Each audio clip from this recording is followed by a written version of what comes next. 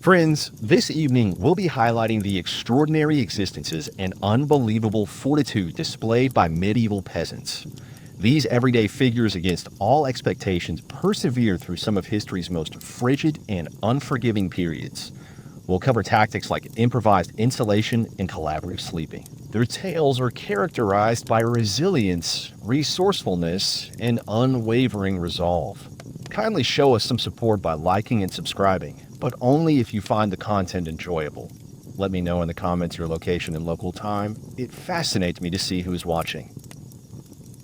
Now, perhaps lower the lights and consider a fan to provide a soft background noise. Let's begin our shared exploration of this topic. One might imagine tournaments, lavish banquets, and festive markets when considering medieval times. But for most peasants, winter represented a challenge, primarily concerning survival. It wasn't merely a season, but rather a yearly trial, a harshly demanding test. Envision this. You reside in a compact, mud and wattle dwelling, with walls so thin a sneeze is certainly audible. Insulation was non-existent. Windows, if one could call them that, were just holes covered with animal hide. Forget about any arguments over room temperature. Generally, the inside of your house was only a degree warmer than the outside weather. If it was freezing outside, it was slightly less freezing inside. Prepare for the worst. Nights were the most challenging. Complete darkness prevailed. The wind resonated loudly like a displeased apparition, and the hearth fire weakly sputtered, doing its best but primarily warming the feet of those nearby. If you were further away, unfortunately, you might as well have been camping outdoors with lesser treats. Clothes offered minimal protection. Peasants lacked expensive fur coats or down-filled blankets. They had a few coarse wool garments, maybe a goat-scented cloak, and the hope that layering them created an onion-like defense. Unfortunately, it was mostly ineffective. Also, forget the idea of cozy comfort. Often beds were merely sacks filled with hay or straw, possibly with some rushes for padding and the added feature of fleas. Luxury in the context of medieval peasant life was practically non-existent. The cold presented more than discomfort. It was hazardous.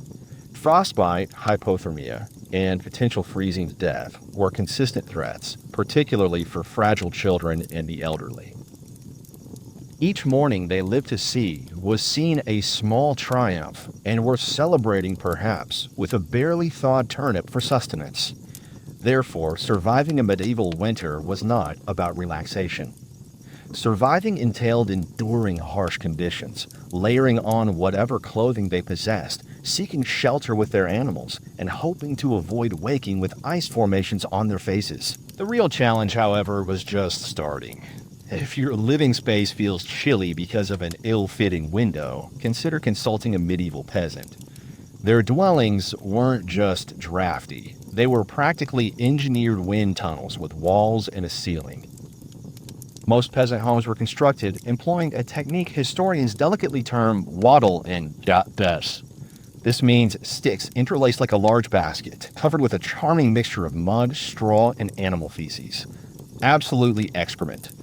This wasn't an attempt to decid it. Dung provided a cheap, adhesive insulator. Moreover, it was easily accessible, to put it mildly. Notwithstanding the careful application, these barriers offered minimal resistance to a severe winter weather event. The frigid breezes utilized every crevice, every opening, and joyfully infiltrated the single-room residences, swirling around and guaranteeing perpetual discomfort. Privacy? Non-existent. Comfort? Limited. Character building? Undoubtedly. And then there were the roofs. Thatched roofs might appear attractive, but following several months of precipitation, they drooped, leaked, and occasionally provided entry for local wildlife. Few things enhance a nice evening like a squirrel's unexpected appearance above your dinner. Windows, if present, were laughably small and usually covered with thin animal skins or wood paneling. Glass was so expensive that even the local aristocrat likely possessed only a small single pane, and the peasants, they were simply grateful when the wind didn't rip the animal hide completely during a blizzard. Exacerbating the situation, floors were typically just packed earth. When heavy rain or snow occurred, mud seeped up, effectively granting them indoor water features. That they appreciated it. In winter, every step within one's residence could feel like traversing a frozen swamp. Cold permeated from the ground, from above, and from within. It was a full-scale attack against body warmth. But medieval peasants weren't given to complaining. They sealed openings with moss, stuffed old garments into the worst drafts, and huddled close to one another. Human insulation at its best. Resourcefulness, determination, and a little sheep grease applied to the walls were often the last lines before the peasants became sub-zero sculptures. Because if your home was disintegrating and your prime defense against the elements involved mud and goat hair, well, at least you could find some humor in it. Sort of, if your teeth weren't chattering too rapidly. In addition to the unrelenting cold, medieval peasants also faced an invisible menace emanating from below. The frozen ground itself. Those areas weren't truly floors back then. They were essentially slightly flattened areas of earth situated inside the dwelling. Perhaps, if fortune smiled upon you, someone might have tossed down some straw or dried reeds to give the impression of ease. Nevertheless, realize that your back was one slight shift from the chill, compact ground. And the cold, it knew no bounds. It rose from the soil like a malevolent spirit, infiltrating the straw and invading your bones, reaching deep within you. If you happen to drop something on the floor during a winter evening, consider it frozen solid. Medieval commoners sought various strategies to survive this harsh reality. One approach, provided resources permitted, was layering thick straw mats over the floor. Or, realistically, if you could pilfer enough from a neighbor's field undetected, a reasonably effective barrier could be fashioned. However, straw compressed quickly, mildewed rapidly, and provided an uncomfortable grating sound during already unpleasant nights. Some inhabitants opted for dried rushes instead. Every so often, they'd spread fresh rushes on top, without removing the existing ones. This eventually nurtured a bizarre environment of decaying vegetation, fleas, and whatever other inhabitants chose to settle there. Essentially, it was the medieval equivalent of carpet padding, if that carpet was teeming with life, somewhat moist, and emitted a wet dog aroma. Those fortunate enough to possess beds didn't have a substantial advantage. Often they were nothing more than wooden frames filled with, you guessed it, more straw or hay. Rather than snug mattresses, people found themselves with pokey, shifting, noisy layers offering little protection from the cold originating from below. Restlessness wasn't about finding comfort. It was a struggle, a clumsy maneuver to maintain circulation and prevent hypothermia on any particular side. The reality was that medieval peasants didn't overcome the frozen earth. They simply adapted to living uncomfortably above it. A good night's rest wasn't defined by gentle dreams or softness. It was about waking with all appendages where they belonged. If one achieved that, one was faring well. The true champion of medieval homes during winter was not the roof, the walls, or even the valiant layers of dirt and dung. It was the hearth, a burning, unwavering fire pit that served as the only real respite from the cold, the darkness, and the general dreariness of medieval life. Nearly every peasant dwelling contained a simple fire at its heart. No ornate fireplace, no tidy chimney to waft the smoke away.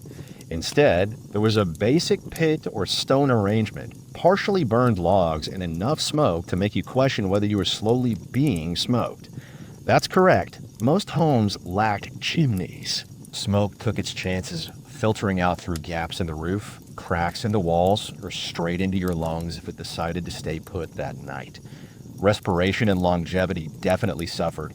However, it expertly eradicated fleas and other unwelcome creatures. Why bother with pest control when you're constantly inhaling smoke? The fireplace wasn't just for warmth. It served as the cooking area, lighting, and even a medieval entertainment system. Folks convened around the flames, sharing tales, exchanging rumors, or simply gazing into the flickering light because nighttime offered limited options. Keeping the fire ablaze was not optional. It was essential.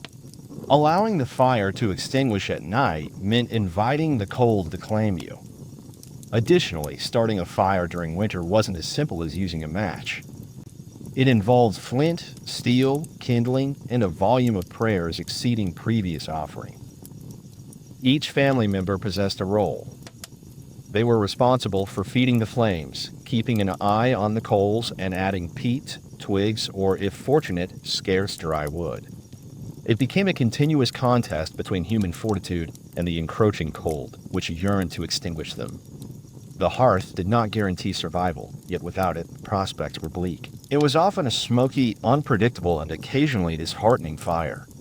Nonetheless, within a medieval winter, that blaze represented hope. If anything worried medieval peasants beyond an empty ale barrel, it was the fire's demise overnight. Without this warm, dancing lifeline, the cold would advance quicker than a tax collector after the harvest. Moreover, restarting a fire from scratch in the deep winter was not merely inconvenient, it could be fatal. Matches and lighters remained a fantasy. Creating fire meant using flint and steel, hoping for a single spark, and nurturing that spark with anything dry that remained. Consider attempting this in frigid darkness, half asleep with frozen fingers. Add a hungry wolf's howl for added incentive. Therefore, peasants devised a clever method. They banked the fire. No, not in a financial sense. Banking involved carefully covering the embers with a pile of ash before bed. The ash served as insulation, preserving the embers until morning. Successfully performed, you could wake up, stir the ash, add fresh fuel, and have a fire without frostbite. Failure. Well, imagine colder and grumpier daws. Fire banking was a skill taught from parent to child, like a cherished family secret. Everyone had their own methods. Some advocated for only using dry ash. Others argued a touch of dampness was helpful. Some compressed the embers. Others allowed for airflow. Contending over the optimal method for fire maintenance was a common source of conflict in the Middle Ages. It paralleled modern debates over grilling techniques, but with much higher stakes related to survival. Fire preservation was not foolproof. A gust of wind might infiltrate a fissure and extinguish the flames. Yes, this happened frequently. Families consequently took turns throughout the night to tend the embers. This practice was the medieval equivalent of getting out of bed to adjust to temperature control. Ultimately, fire banking largely revolved around preserving warmth for a few additional invaluable hours instead of controlling the natural world. Discovering even one glowing ember upon waking represented success. It was enough to begin another day of enduring the cold. The medieval expression "the more, the merrier" had significance beyond mere celebrations. It was an essential winter survival procedure. When the fire struggled and cold winds swept through every crevice, there was one dependable source of heat: each other. Consequently, if that meant sleeping shoulder to shoulder with relatives, neighbors, animals, and perhaps a confused goose, it was acceptable. Personal space was a non-consideration. Individual solitude was unheard of. On the most frigid nights, comfort took a back seat to survival. Everyone crammed into the warmest part of the dwelling. They bundled up in available cloth and became a human pile. Young children were positioned amongst parents, grandparents nestled on the edges, and even if Cousin Ethel unexpectedly arrived, there was always room for more. The lucky ones slept in the middle, surrounded by communal warmth. The unlucky ones were relegated to the periphery, which was like slumbering beside a refrigerator. And anyone who moved too much at night was facing potential repercussions. Shifting once for comfort could easily lead to inadvertently shoving Aunt Maud into the draft. You would then be the family pariah.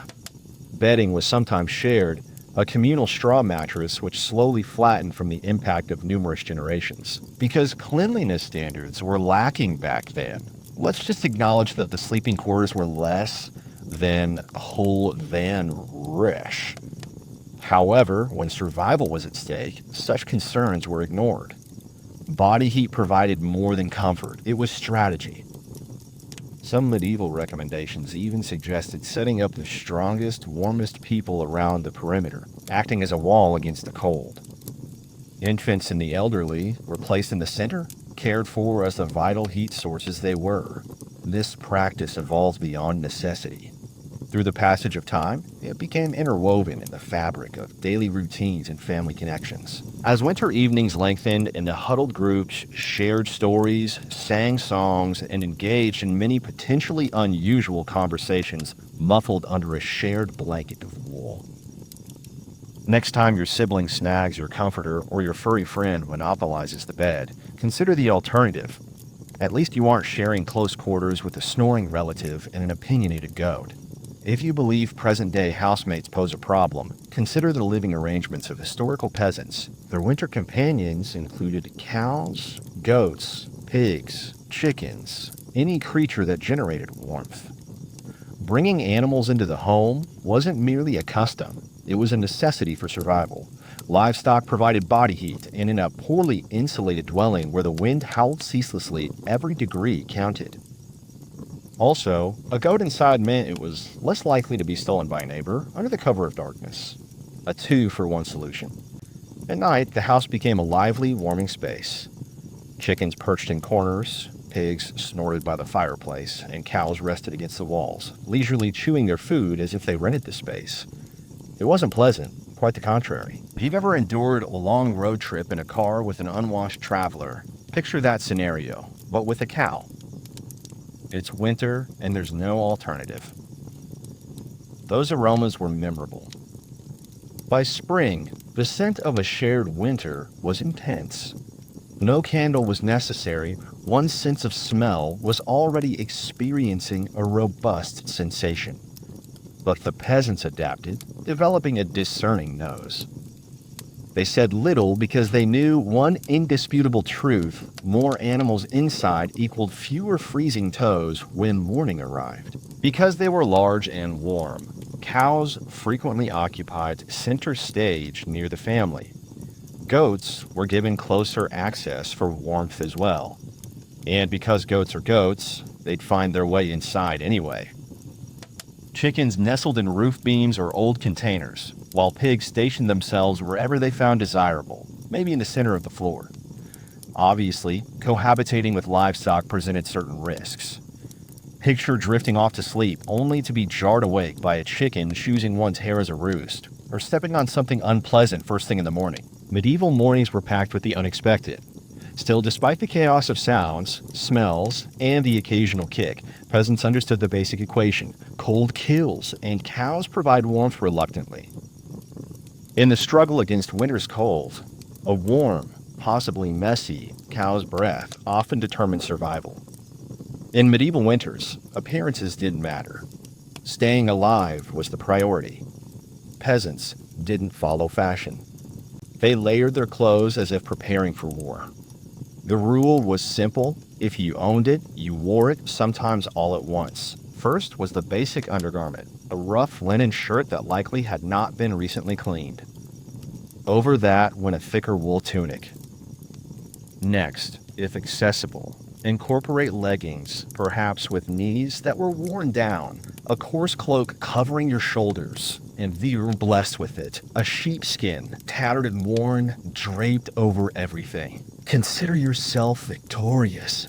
You're currently approximately 10% warmer and 90% more prone to itching. Full wear wasn't common. Many lower-class individuals protected their tootsies by wrapping them in multiple layers of cloth or worn-out rags, which were then jammed into wooden clogs.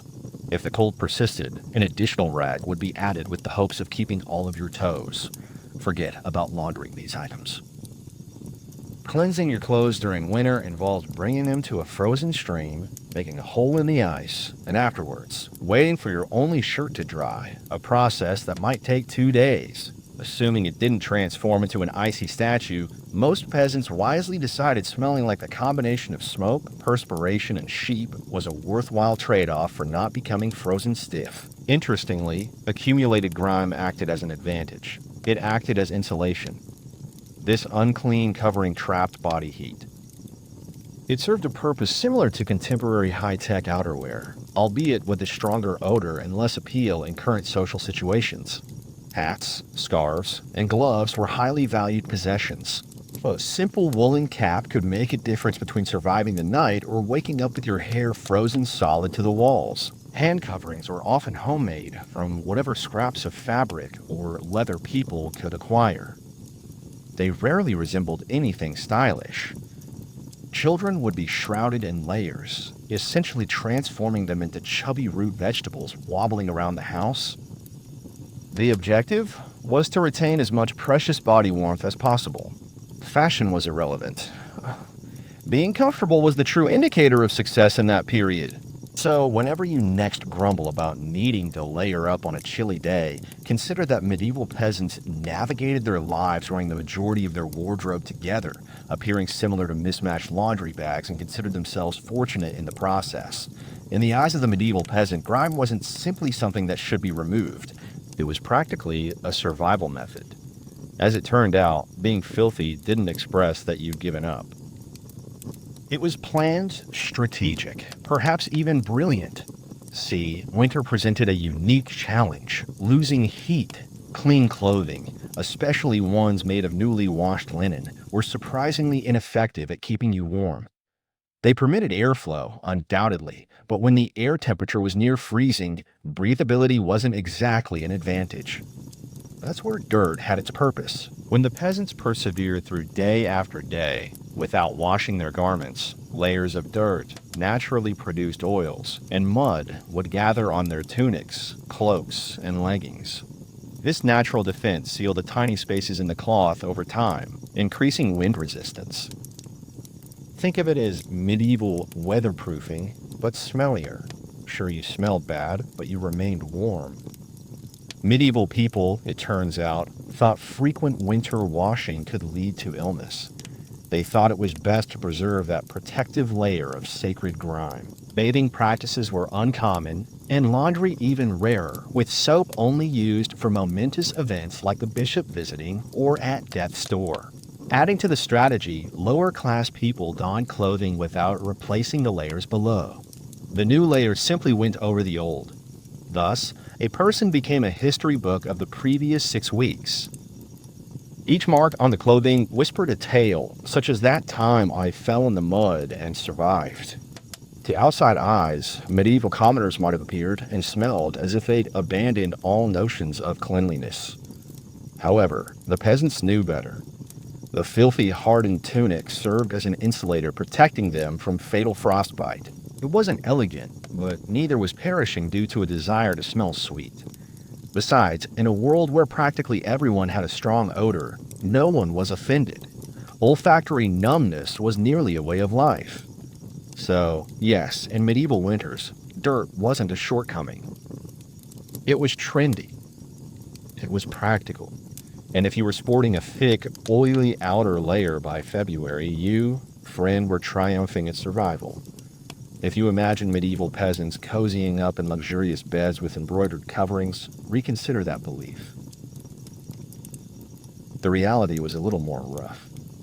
That is to say, they slept on a pile of dead plants and hoped for the best. Beds in the medieval peasant homes were typically made with a basic wooden frame if financially feasible, topped with a large sack filled with straw, dry grass, or old reeds. That was the extent of it. No memory foam, no orthopedically correct design, no 5-star amenities. Simply a crispy, lumpy, slightly prickly construction that emitted a subtle scent of farm life and regret. Every movement at night brought a pleasant soundscape featuring the rustling of straw and the occasional jab from a rogue stem. Some peasants didn't even bother with the wooden frame and simply deposited the straw directly on the earthen floor, a ground-level sleeping arrangement that modern influencers might call earth-conscious relaxation. The straw bedding wasn't simply lacking in comfort, it was also transient. Over time, the straw compacted, became moldy, attracted insects, and generally transformed into a biohazard. Replacing the straw was a significant task, usually undertaken a few times annually if you were meticulous, or any time the bed started to move on its own. Reeds were also a popular option. These long grasses were spread densely on the floor, occasionally mixed with fragrant herbs, such as lavender or rosemary, to disguise the overpowering stench of everyday animal life. Fresh reeds were delightful for about a day. Afterward, they merged into the muddy, trampled environment inside the house, blending seamlessly with dirt, food waste, and any other matter that entered. And let's not overlook the sleeping companions. Parasites like fleas and lice, along with other unwelcome insects, were as fond of straw beds as the common people who used them. If scratching kept you up more than sleep, congratulations again. You had the genuine medieval experience. These rudimentary sleeping arrangements were a blessing, despite their drawbacks. Piles of straw provided essential protection from the cold ground. Furthermore, huddling together created pockets of shared warmth. It was medieval climate control at its most basic. So, when you settle into your cozy modern mattress, just consider that somewhere in the past a medieval peasant is looking down at you, smiling with missing teeth and muttering, "How lovely." When your house is constructed from sticks, mud, and a lot of hope, winter drafts are a real issue. They are a personal affront. Medieval people battled the cold not just from outside, but also indoors, armed with only what they could find to fill gaps. Believe me, there were many gaps. Walls became misshapen, mud crumbled, and thatch drooped. The cold would find new entry points every night, like a playful but malicious ghost. Sealing the house became a true skill. People would pack holes with moss, straw, remnants of old fabric, bunches of dried grass, or even the hair of animals. Any material that was soft, spongy, or had a slight insulating effect was crammed in. Some dedicated individuals would apply extra coats of mud and manure to their walls each winter. Picture yourself standing in freezing weather, plastering cold manure on your dwelling, while saying, "This is acceptable. This is an upgrade." It was, in a way. Leaking roofs presented another challenge. Thatch roofs, though inexpensive, were not reliably waterproof, especially after some time exposed to rain and snow. The occupants would cover holes in the roof with extra bits of material, clusters of reeds, or even bits of turf when extremely desperate. Every home eventually resembled a rather worn patchwork quilt, seemingly made by someone who quit midway. Actual doors and windows were considered a fortunate luxury, but even then, they were just wooden planks held in place by metal and sheer force of will. Window openings were frequently covered with animal hides or thick cloth soaked in animal fat, designed to block drafts and create the bonus scent of cooked meat in the living space. Each night involved a contest between human inventiveness and the ever-present cold. One moment you were comfortably warm, and the next a sudden rush of air found the one spot you overlooked, waking you with a frigid shock. Yet, through ingenuity, unwavering determination, and a resistance to feeling frozen all the time, medieval people repaired, plugged, and improvised their way through the worst winters they faced, one muddy handful at a time. During frigid nights that prevented sleep, medieval peasants devised a method of staying warm. It wasn't expected that everyone would be asleep simultaneously. Instead, they employed a survival tactic that would impress any military leader, rotating sleep cycles. This wasn't a sophisticated scheme involving whistles and attendants. It was a much less complicated and urgent response. Half the family stayed awake, attending the fire and blocking drafts, while the other half bundled up under thin blankets and straw, hoping to gain a few precious hours of sleep in freezing temperatures. The fire demanded continuous care. Left unattended, it would diminish, and rekindling it was difficult, like coercing a stubborn donkey to perform tricks. Thus, someone needed to monitor the embers. Since nobody wished to rise once they were somewhat warm, families shared the duty in shifts. One would rest for a few hours, be awakened, then trudge to the fireplace to stir, poke, and curse the fire back to life while trying not to walk on a goat. The rotation wasn't ideal. There were no night vision devices, no midnight snacks, and certainly no opportunities for extra sleep. Instead, it brought stiff joints, heavy eyelids, and a growing displeasure towards those who snored loudly during their watches. Children capable of wielding a stick were included, learning early that in winter, everyone contributed or risked freezing. Grandparents sometimes stayed near the fire longer due to their expertise and, crucially, because arthritis made lying down and getting up a significant challenge. And when it was your turn to sleep, good luck with people moving around, animals stirring, the wind buffeting the walls, and the occasional poke from a sibling that accidentally rolled over. Good sleep was a rarity. However, despite the fatigue, the system was effective. Rotating sleep meant that a pair of watchful eyes and cold hands were always there to keep the hearth burning. They made sure the embers stayed alive and thus ensured the family's survival. So the next time you complain about adjusting the thermostat or letting the cat outside, consider the medieval peasant staring into a smoky fire at 3 a.m., wondering if their toes were really that important. After all, it's always cold when you consider your breath to survive. Medieval peasants didn't only fight the cold with cloaks, fires, and ingenious sleeping arrangements. They even adjusted their breathing methods for survival at night. The problem was obvious. Deep inhales drew ice-cold air directly into the lungs. In a world where pneumonia could be fatal, this was a risk nobody wanted to accept. Therefore, peasants learned the practice of what could be called survival breathing.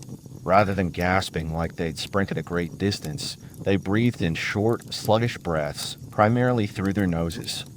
The goal was to slightly preheat the inhaled air before it reached their lungs. It wasn't ideal, but it was better than a constant cough that could cripple them by winter's end. A quick, cold breath merited no praise. It only guaranteed a week of painful coughing fits and homemade remedies administered by their grandmother, featuring onion tea and earnest prayers. Some also used parts of their cloaks, shawls, or simple cloths to cover their faces while they slept, creating a primitive air warmer. Unsurprisingly, they awoke with a moist fabric clinging to their mouth. However, this was preferable to suffering the intense cold. These strategies were taught early to children. Parents would reprimand youngsters for heavy breathing indoors during the chilly weather.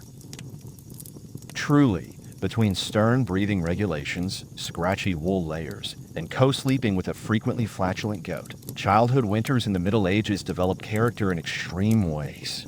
At night, snuggled in straw bedding surrounded by cloaks, near a softly breathing cow, controlled breathing became a fine art. Slow, consistent, exclusively nasal, and deliberately lessened, it resembled a morbid medieval version of a relaxing retreat, but with more frostbite and fewer inspiring phrases. This might not have been the most glamorous technique in the survival guide, but it proved to be successful. Taking one measured breath at a time, the commoners persevered another night in the protracted struggle against winter. Commoners found an unexpected advantage in the eternal battle against the cold: a full belly. It appeared the best remedy against the weather wasn't yet another itchy woolen wrap. The solution was a large, filling meal just before bed. Calories provided warmth, and the more the body labored at digestion, the warmer it became. This was basic medieval physical science. Consume a substantial meal, generate heat, and perhaps, merely maybe, weather until dawn without freezing. So, what choices did these medieval people make for a meal before a long cold night? Think hearty stews, rich with root vegetables such as turnips, onions, and parsnips. Grains were vital. Oatmeal, barley porridge, or dense rye bread were essential. If they were particularly fortunate, perhaps after a feast or a successful hunt, they might find a piece of salted pork or a portion of dried sausage included within the dish. This was not comfort food in the modern usage. There was no artistic presentation or artisanal additions.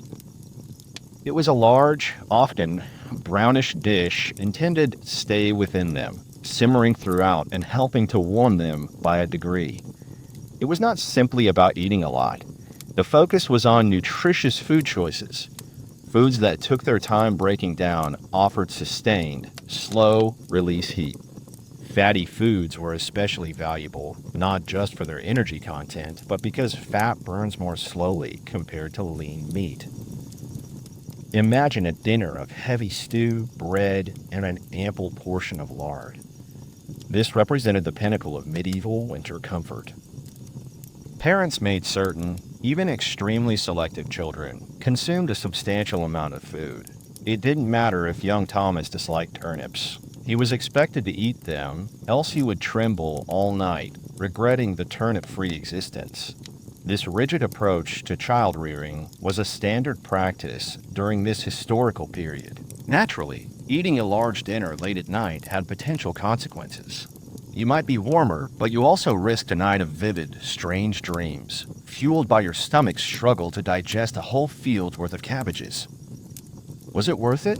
Certainly.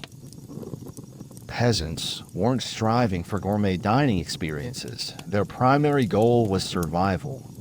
If that meant going to sleep completely full, feeling incredibly uncomfortable, and peacefully breathing next to a warm cow, then it was simply another night and the ongoing effort to witness the sunrise of a new day. Long before the advent of electric blankets and luxurious heated bed covers, medieval peasants were resourceful in finding ways to stay warm at night.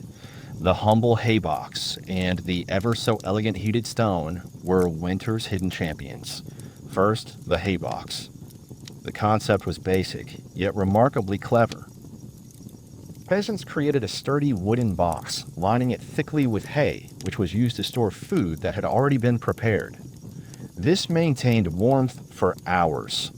Leftover stew or hot porridge would be placed in the hay box, covered, and remain warm for an evening meal without needing to restart the fire. Essentially, a medieval slow cooker. But their ingenuity extended beyond food. They realized if hay could retain the heat from the stew pot, it could also capture heat from another source, rocks. Thus, the heated stone became popular. Before bed, one person, typically the individual who lost the family debate, would grab a flat stone and throw it into the heart of the hearth fire. After baking it until it was almost too hot to handle a fine distinction between helpful and causing the removal of skin, they'd retrieve it using a stick or some old tongs.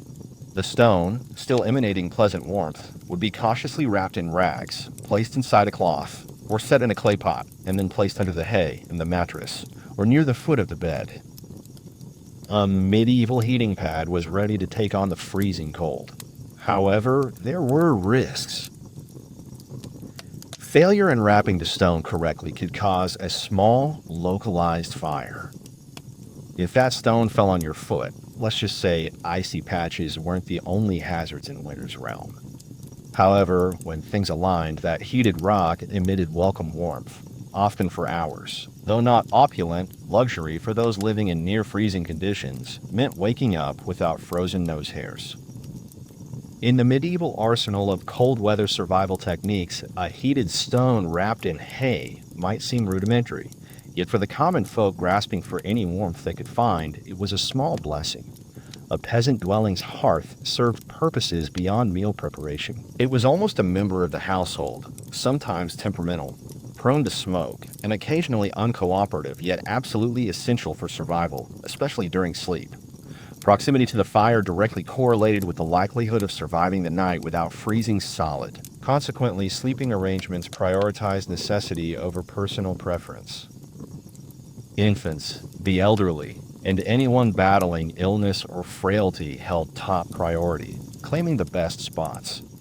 Parents, older children, and the more robust adults spread out from there, functioning as layers of human insulation. Being assigned a spot near the fire was not merely an act of compassion, it was a fundamental aspect of survival. Babies contributed vital warmth, and elders were custodians of knowledge, as well as purveyors of valuable information. Protecting these individuals with prime warmth was simply non-negotiable. But not every moment was comfortable. Get too close and you risked burnt hair or a mysteriously smoldering cloak. Too far, and you were practically residing in an ice house. Maintaining a manageable balance was essential. Staying near enough to benefit from the warmth without ending up looking like a roasted meal was vital. The fire didn't distribute heat equally. It mostly toasted those directly in front of it, while everyone else fought with a narrow pocket of heat like cold-weather reptiles competing for sun exposure. If you were fortunate enough to sleep facing the fire, you might have one blissfully warm side, and one that was cold enough to tap on. Animals naturally also vied for space. A dog could squeeze between you and the fire, its tail swaying dangerously near the flames. Chickens sometimes perched precariously on the hearthstones, softly clucking throughout the night like miniature feathered protectors of warmth. Every crackle of the wood, every flicker of the glowing embers offered reassurance. You remained alive. Warmth, for now. Peasants therefore drifted into a fitful sleep, soothed by the fire's sounds, each exhale forming small clouds within the fire's small protected circle. It was far from perfect. It wasn't luxurious, but it was life, dependent on a fragile string of glowing embers. During the medieval period, individuals who attempted to endure winter solitude faced the grim possibility of a frozen demise by the new year. Sustaining life wasn't merely a family matter, it necessitated a collective effort within the village. This collaborative endeavor was often disorganized, involving mud, noise, and a mutual dependency for existence and warmth. The peasantry understood that ample firewood and hay offered limited protection. Signs of distress were swiftly recognized. A darkened neighboring dwelling, where the lack of smoke from Tom's hearth prompted immediate investigation. Concern stemmed not solely from owed chickens, but from the basic principle of communal survival.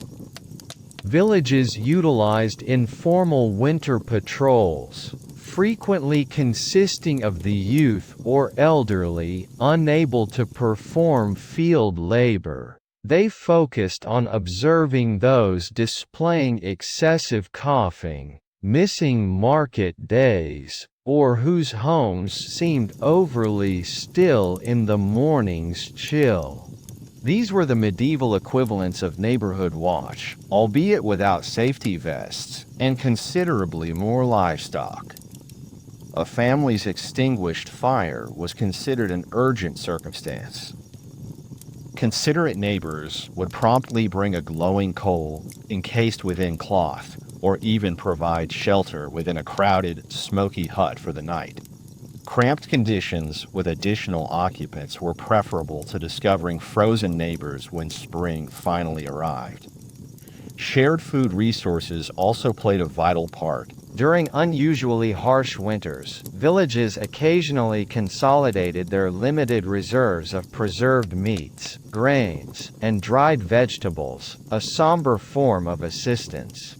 Despite the scarcity, communal meals could determine whether one managed to persevere to spring. Even the children recognized the importance, contributing by carrying wood, delivering embers, and conveying urgent messages when support was needed. No one was considered too insignificant or fatigued when winter's onset arrived. While medieval villages were not idyllic, comprising feuds and arguments regarding land, livestock, and shared cookware, these grievances frequently took a back seat as the nights turned bitterly cold. The realization that one's own well-being might hinge on assistance tomorrow motivated the shelving of old grudges. The village functioned as a united, albeit imperfect, family in winter's icy grip. It was often chaotic and humorous, yet steadfastly committed to collective survival through each muddy footprint, crackling ember, and hesitant grin. Medieval peasants confronting winter's harsh elements employed more than just layering of clothing and tending fires. They engaged in frequent prayer. When the wind howled menacingly and the flames subsided to embers, they saw every potential advantage, including divine aid. Religious devotion was a regular aspect of daily life. Back then, it was integrated into every strained breath. Prior to bedding down beneath straw and rough wool coverings, families would come together on their knees, quickly uttering prayers for continued warmth, an uncompromised roof, and the assurance of preserving their extremities until daybreak. Saints transformed into more than just remote religious figures. They became the primary defenses against the winter season.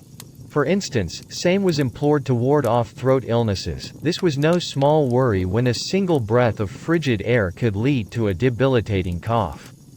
Saint Nicholas held a role beyond the later depiction of a jovial gift-giver. He also became a protector of family homes from sudden hardship. during the scarce, deadly months. Superstitions tightly interwove with their efforts to endure daily existence. Some households sprinkled holy water near the fireplace before going to sleep, hoping for protection from evil spirits or unwanted chilling drafts. Others marked entranceways with blessed chalk after specific holidays, seeking an influx of warmth and good fortune. Candles also played a significant part. Special vigil candles, often blessed by the local cleric or the most devout elder, would sometimes burn throughout the dark hours, serving as a flickering appeal to combat the cold dark that threatened the home structure. Naturally, yet no significant winter prayer was complete without some promises made to the divine. Dear Lord, if we make it through this night, I swear I'll treat my neighbor with more kindness, even the one who is consistently stealing our turnips. Belief wasn't just a comforting notion. It functioned as a daily, urgent dialogue. The peasantry didn't ask for opulence, just survival. A bit of warmth, a bit of food, and one more day of struggle, until spring broke the winter's cold grasp over their small villages.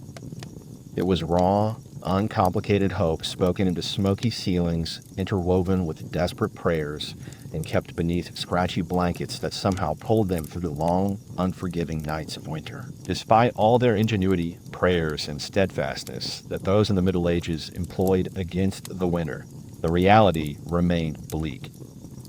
Sometimes it was not enough, and when winter prevailed, it did not merely claim a few unfortunate souls. It carried away whole families and entire villages, disappearing them into a quiet state buried beneath a heavy layer of snow and ice. Some winters were exceptionally brutal, such as the infamous Great Famine Winter of 1315, when rainfall destroyed crops, livestock starved, and freezing temperatures turned an already harsh life into a continuous, slow disaster. Desperation reached a point where tales circulated of people consuming shoe leather, tree bark, and in the most horrifying circumstances, human flesh. Failing to keep the fire blazing wasn't just an inconvenience. It frequently meant death. Without the fire's limited warmth, entire families clustered together for the last time. And in springtime, neighbors would occasionally discover entire households. Bodies still were locked in frozen embrace, appearing as if attempting to share a bit more warmth until the end. Houses themselves would collapse under the weight of heavy snow or assaulting ice storms. A roof collapsing during a winter night was not only ruinous, but it would often prove to be deadly. Seeking refuge by wading through waist-deep snow to ask neighbors offered no certainty, particularly if those neighbors were already struggling to make ends meet. The cold also fostered sickness. Malnutrition weakened the body, and crowded, smoky dwellings became breeding grounds for respiratory illnesses and other terminal ailments. A common cold in December might culminate in a funeral by January. Then there was the silent terror, frostbite. Fingers, toes, even earlobes turned black and died while still connected to the victims. Some villagers endured winters at the expense of losing body parts. This became a somber mark of survival, reflecting, I made it, but winter took something from me. But the most unsettling aspect wasn't the deaths, it was the unsettling commonplace of it. People accepted that each winter, some of them would perish. Death wasn't startling. It was merely a visitor, cloaked in frost, patiently awaiting its turn. Despite the harsh climate and constant threat, medieval peasants persisted, resilient, grieving, clinging to existence. Because so long as an ember glowed in the hearth and a breath remained, life was still worth fighting for. When we consider medieval peasants, those weathered, frost-bitten survivors of continuous winters, it's tempting to concentrate only on their hardships, the rough hands, the damaged toes, the smoke-filled dwellings. However, beneath that struggle lay something more profound. A heritage of untamed, resolute creativity and unrivaled perseverance. They didn't have heating, winter apparel, or comfortable mattresses. They didn't even have the assurance of surviving until spring.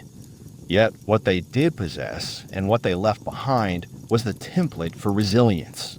Every hastily made mattress, every hand-built fire, every wall crack filled with moss demonstrated human innovation under pressure. Confronted with overwhelming adversity, they didn't fall into despair. They adapted.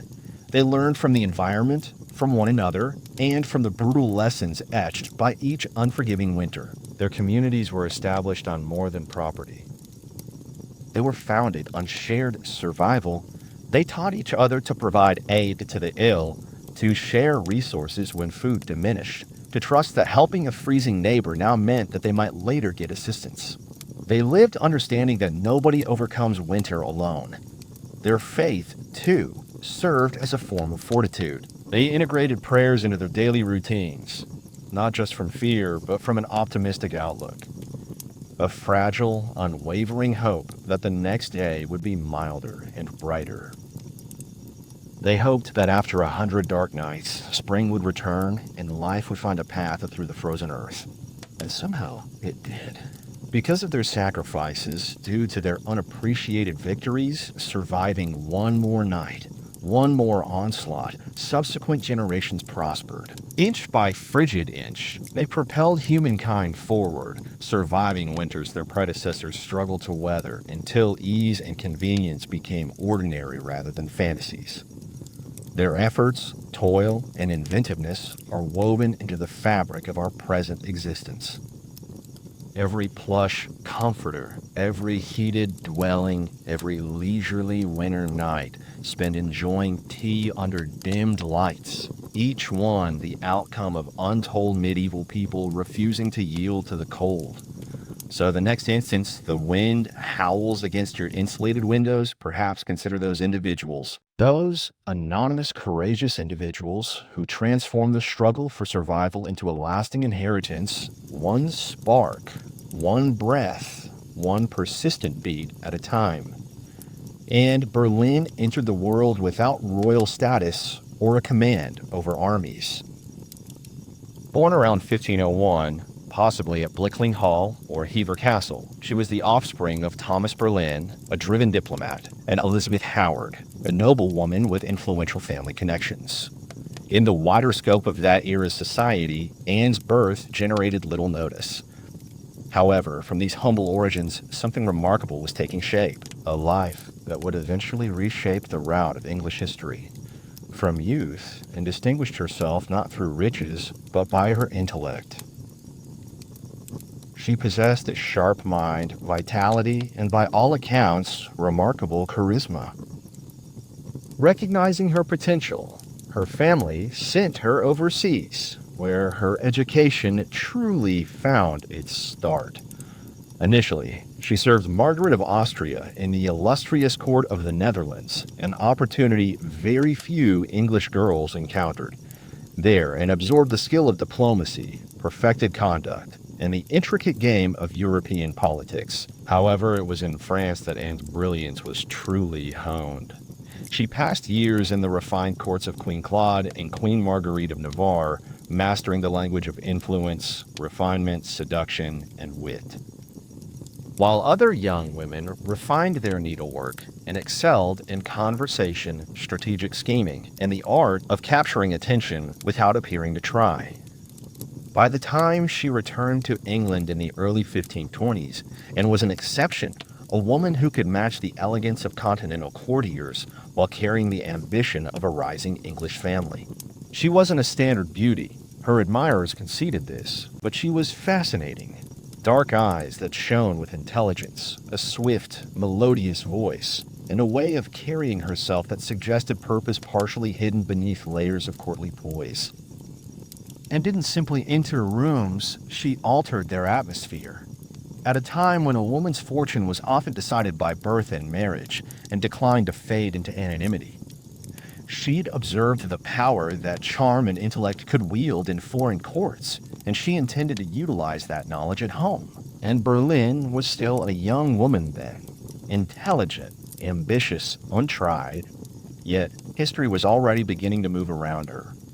The girl who came back to England was no longer just Thomas Berlin's daughter. And Berlin was a piece in a larger impending power struggle that threatened the English monarchy. Upon her return to the English court, in Berlin presented a stark contrast to everyone in high society, amid a landscape of demure, light-skinned English women, and was captivating, unpredictable, and impossible to overlook, a force of nature. Her dark hair, penetrating eyes, and sharp mind separated her from the demure, compliant women who populated King Henry VIII court. Initially, she fulfilled her expected role as a lady-in-waiting to Queen Catherine of Aragon.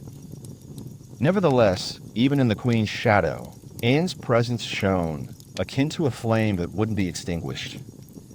She danced with elegance, spoke French fluently, and laughed with a self-assuredness that few women dared to exhibit. Men were drawn to her, while women whispered about her. The court whispered about the extraordinary Berlin woman. Soon, she attracted attention from the most influential person of all, the king himself. King Henry VIII was accustomed to romantic pursuits.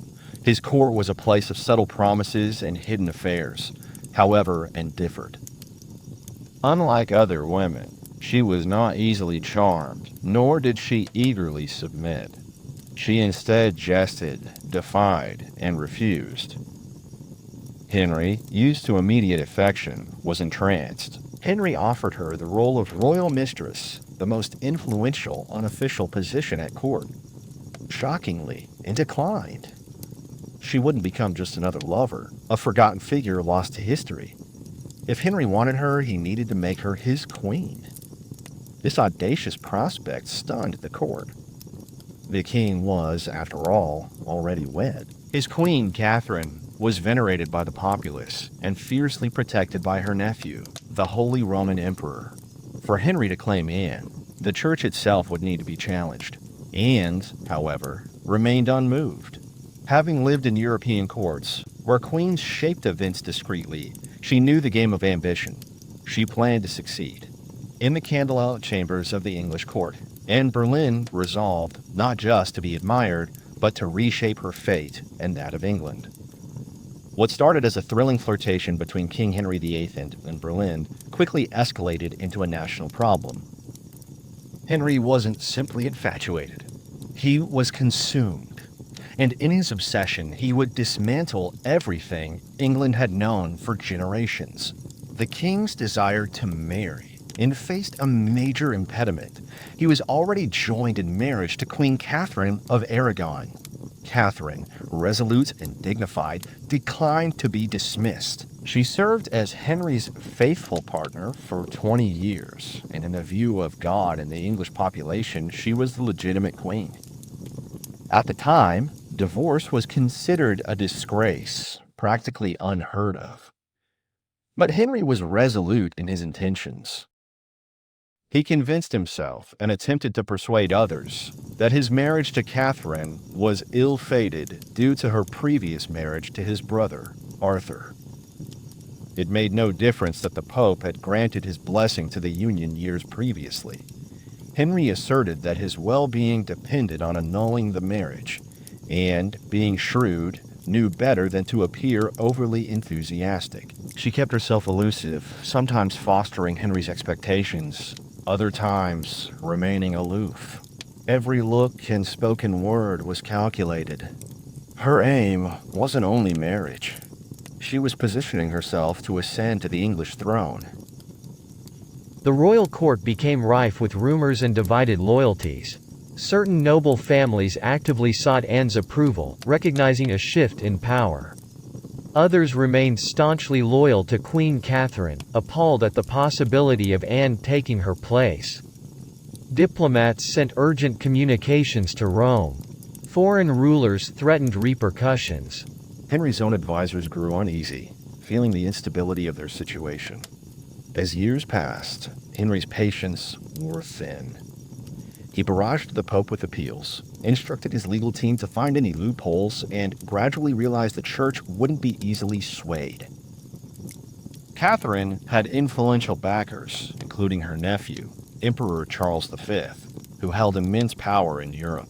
Yet, Henry persisted, disregarding counsel, customs, and increasingly the law. His pursuit of Anne had become bigger than personal interest. It was a challenge to the prevailing political and religious framework of England, and was accomplishing more than capturing a king's affection. She was steering an entire kingdom into uncertain territory. A dicey undertaking had commenced, with no possibility to retreat. After nearly 7 years of maneuvering, disgrace, and diplomatic turmoil, Anne Boleyn's gamble succeeded. She secretly wed Henry VIII in January 1533. A perilous move, since, in the eyes of the Pope and much of Europe, he was still married to Catherine of Aragon by June, and was crowned Queen of England in a lavish ceremony at Westminster Abbey. What should have been the pinnacle of her life was met with mixed reactions. The citizens of London observed wearily. Some cheered, others offered prayers for Queen Catherine. Many questioned whether this new queen, with her French sophistication and boldness, would be a boon or a burden. Anne began her reign not as a cherished figure, but as a force of nature.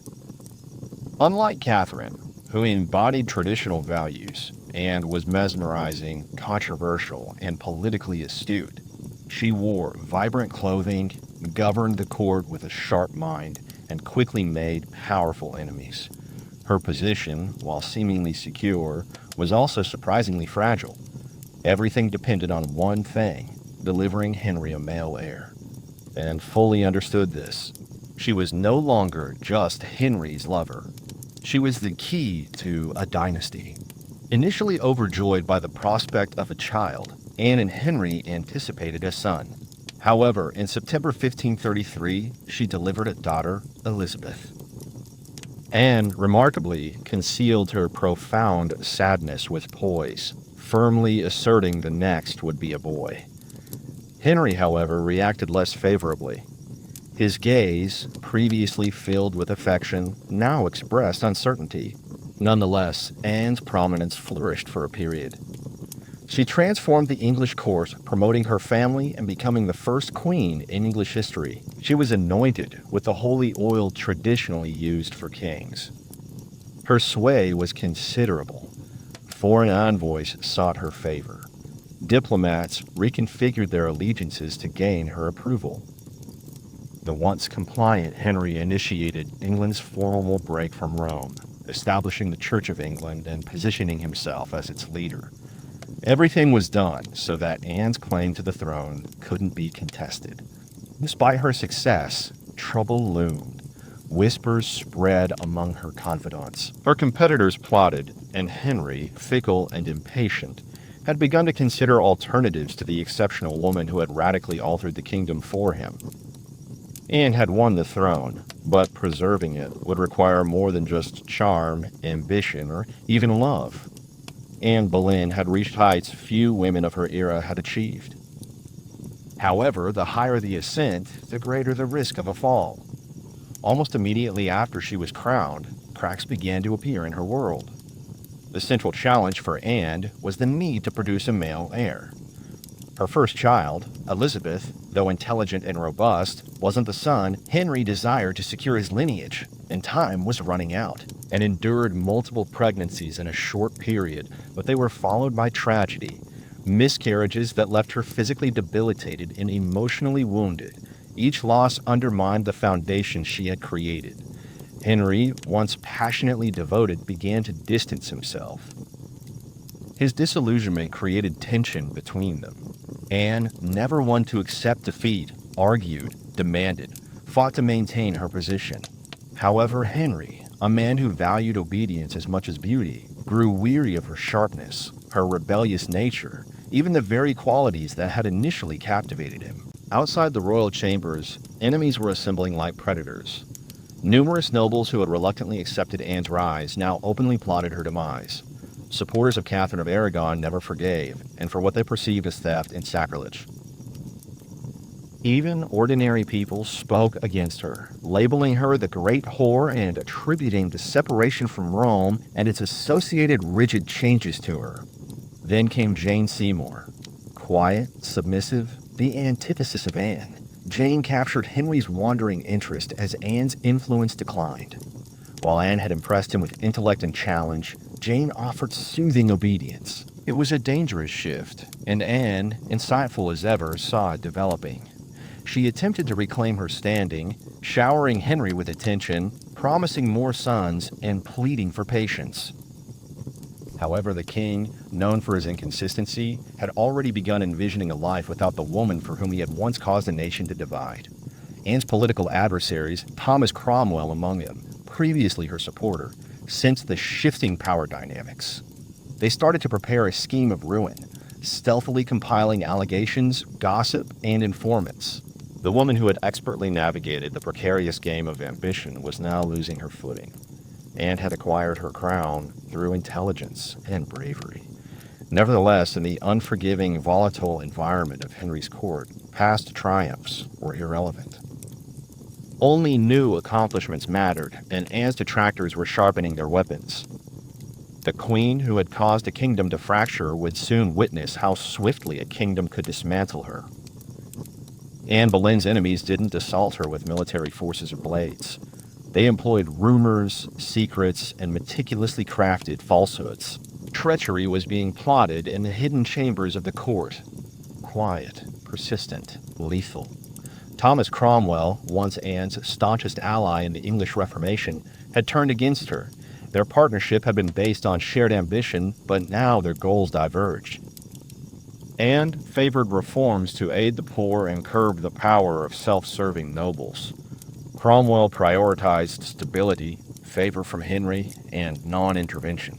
Anne's audacity had made her a liability, and within Henry's changeable heart, affection had soured into annoyance, distrust, and cold indifference. Anne had few genuine allies remaining. Even her charisma, once her strongest asset, now clashed with the court's desire for a more compliant queen. Jane Seymour, reserved and calculating, lingered unseen, the ideal counterpoint to Anne's diminishing influence. Cromwell initiated the move, aware of Henry's restlessness, understanding the king desired a way out, but lacked a suitable pretext. Cromwell offered a resolution. What if Anne could be removed, not through divorce, which would disgrace Henry, but by dishonor? The accusations were extreme, appalling, including adultery, incest, and conspiracies against the king. Anne, the proud, intelligent queen, was portrayed as a traitor, a seductress, a threat to the very crown she had once redefined. Cromwell carefully collected evidence, extracting confessions through coercion, misrepresenting courtly flirtations as incriminating proof. Several men, including Anne's brother George Boleyn, were apprehended. The accusations were illogical. They were filled with inconsistencies and impossibilities. But in Henry's court, truth was whatever the king required it to be. Anne, sensing the closing trap, fought fiercely. She invoked Henry's memories to the love they had once shared, but it was futile. The man who had once fractured England for her now refused to meet her gaze. In May 1536, Anne was imprisoned and brought to the Tower of London. As the massive gate closed behind her, she understood the reality. She was no longer a queen.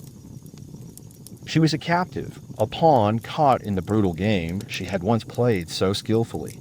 Betrayal had determined her destiny, and now alone in the tower, Anne Boleyn awaited the final act.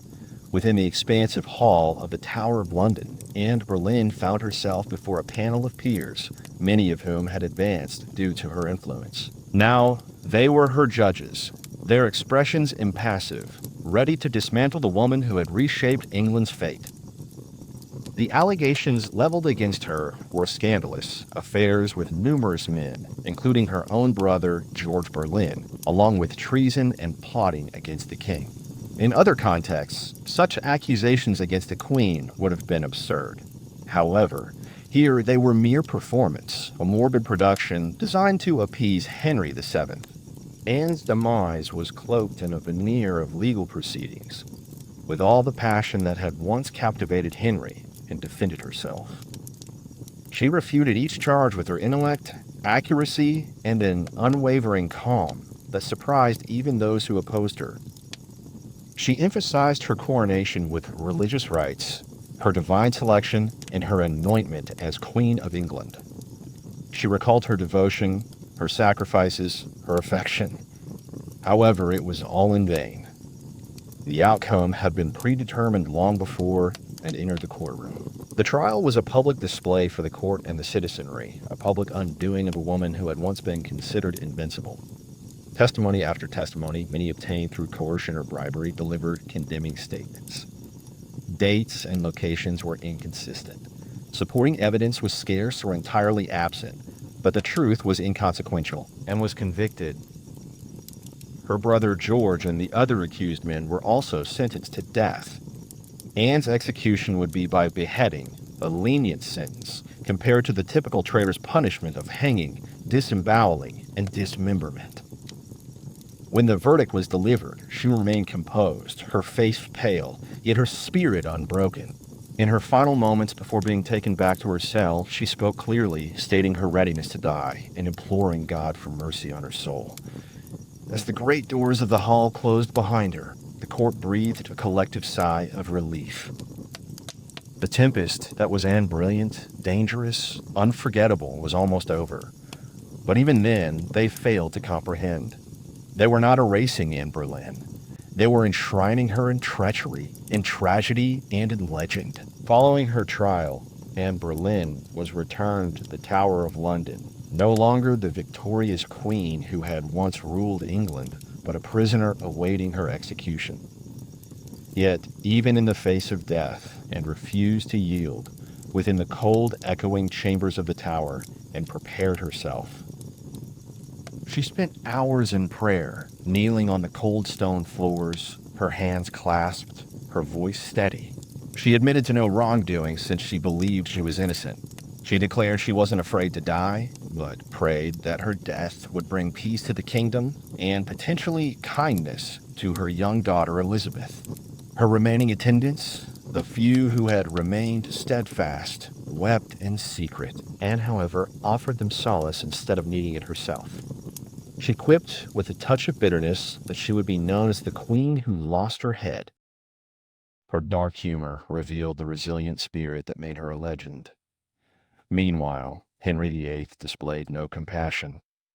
His thoughts had already turned toward Jane Seymour. Even before Anne's execution was scheduled, he was already planning his next marriage. This ultimate betrayal from the man who had once defied an entire kingdom for her must have been the most painful blow. On May 18th, 1536, Anne learned she would die the following morning. That night, she found little opportunity for sleep. Instead, she devoted her final hours to prayer, seeking God's forgiveness for those who had wronged her, and possibly for herself, for the ambition and pride that had led to her current predicament. Henry, in a rare moment of royal consideration, had arranged for a French swordsman to perform the execution, a quicker and more humane method than an axe. This small gesture of mercy may have been more for the king's peace of mind than for Anne's comfort. At daybreak, Anne carefully prepared for her final act. She donned a dark gray damask gown with fur trim and a crimson underskirt, colors of strength and sacrifice. She arranged her dark hair and secured it beneath a plain cap, ready to meet the blade with composure. As the cold morning fog of the tower swirled around the courtyard stones, and Boleyn, queen, mother, survivor, and warrior stepped forward, there would be no tears or pleas, just a final display of bravery in the face of historical judgment. Her end was imminent, but her legacy was just beginning. On the morning of May 19th, 1536, Anne Boleyn climbed the scaffold erected within the Tower of London. A small gathering, consisting of courtiers, guards, and a few witnesses, assembled in silence, as if the stone walls themselves held their breath. Anne stood tall, her gray gown swaying slightly in the cool morning breeze. She looked thinner than she had at court, her face pale yet composed. There were no outbursts, no weeping. If anything, she faced death with the same fierce dignity that had once brought a kingdom to its knees. She spoke briefly, carefully selecting her final words. She made no accusations. She offered no defense. She prayed for the king's health and prosperity, the very man who had cast her aside, in those last moments, and offered the world not a confession, but forgiveness. Her courage astonished even those who had come to witness her downfall. the French executioner, specifically chosen to ensure a quick death, advanced and knelt upright, her hands clasped in prayer, her eyes lifted towards the heavens. A small white cloth was placed over her eyes. She remained still. The sword flashed once, silent and swift, and Anne Boleyn, queen, mother, and history maker, was gone. Her interment happened swiftly, her remains interred anonymously within the tower's confines, placed within an arrow chest since a proper coffin wasn't prepared. A queen once adorned with golden regalia was now destined for a ceremony-less departure.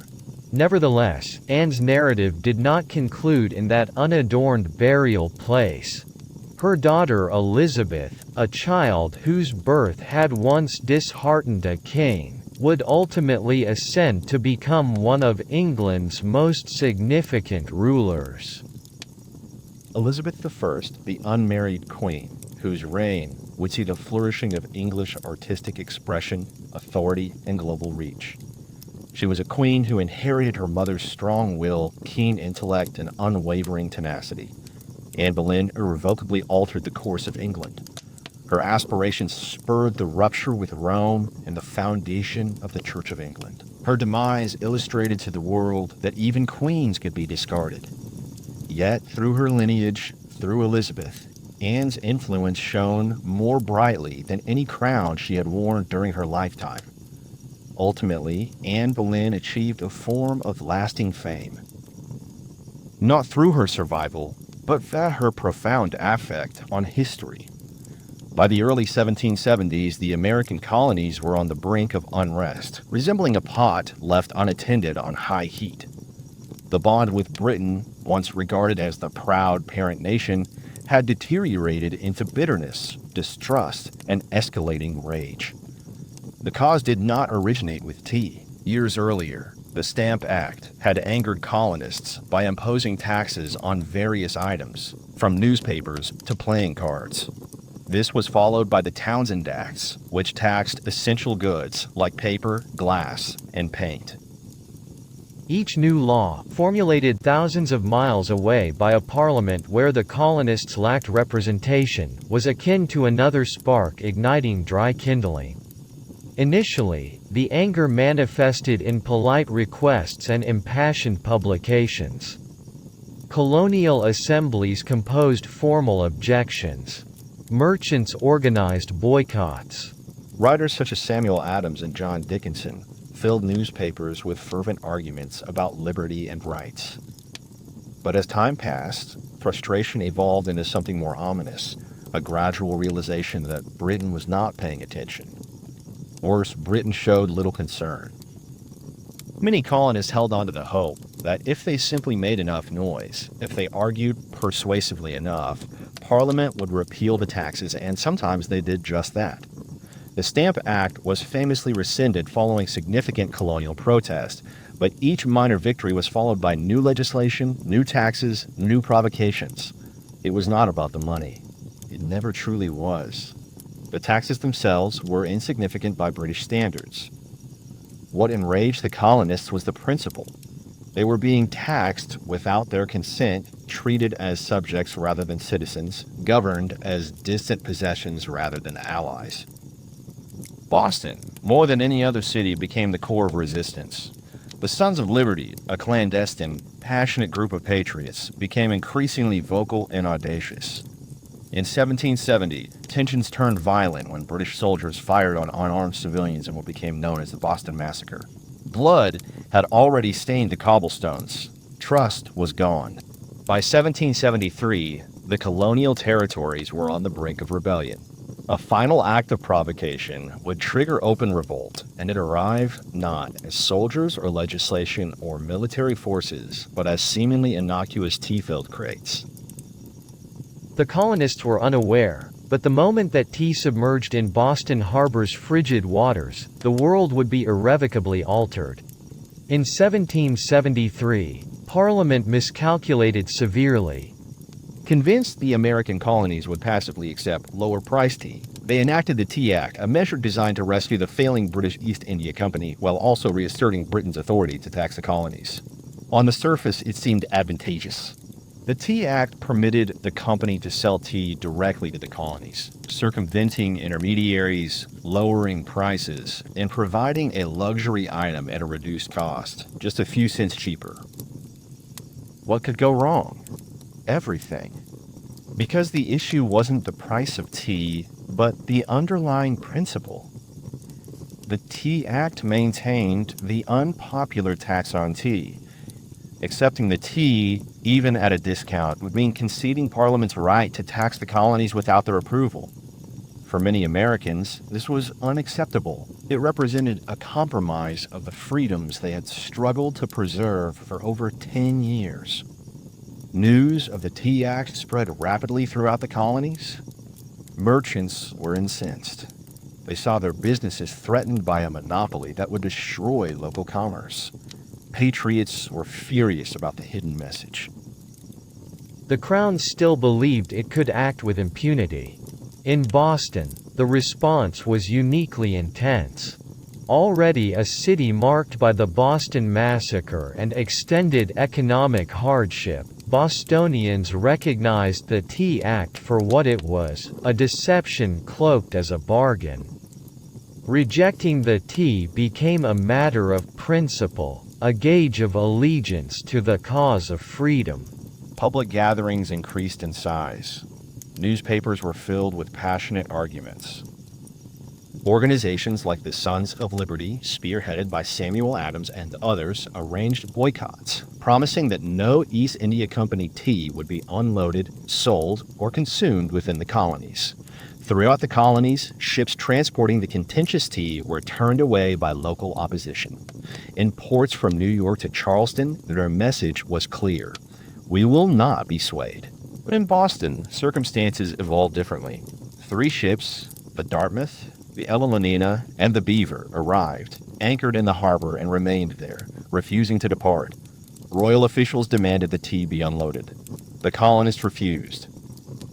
An impasse developed, strained like a taut bowstring. The pressure was immense. A singular action would break it, and history would be forever changed. As the British tea ships remained stubbornly docked in Boston Harbor, the city itself became a volatile situation. Each day that passed without resolution intensified the tension. Boston was not merely resisting, it was preparing for conflict. Colonists, seething with discontent, discussed potential actions in taverns, churches, and public spaces.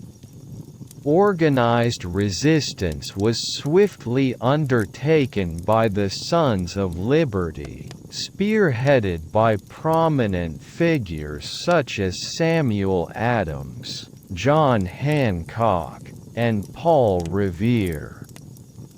Public announcements were circulated, urging citizens to abstain from British tea, and boisterous assemblies attracted a diverse crowd of farmers, skilled workers, and tradesmen. The intensity grew with each meeting. The Old South Meeting House was the central hub of the resistance movement. Thousands congregated inside the wooden building, their breath visible in the air, their voices raised in defiance. Resolutions were approved, speeches delivered, and passions ignited. Each vote condemning the tea's unloading was a challenge to British authority. However, while Boston's residents were united, time was becoming a critical factor. British regulations decreed that imported goods, like tea, required unloading and tax payment within a 20-day window. Should ships remain past the deadline, the cargo could be seized by customs officials, who would collect the tax via force. The Sons of Liberty grasped that the principle would be compromised if the tax was paid, even under protest. It was no longer simply about tea. It was about the colonies' willingness to accept subjugation without rights, or to defend their future. Simultaneously, Thomas Hutchinson, the royal governor of Massachusetts, remained inflexible. He refused to permit the tea ships to depart without unloading their supplies, insisting on adherence to the law. He disregarded colonial indignation, as he deemed retreat conceding that mobs, not monarchs, dictated the colonies. Boston's impasse transformed into a spectacle. Every inhabitant was cognizant of an impending event.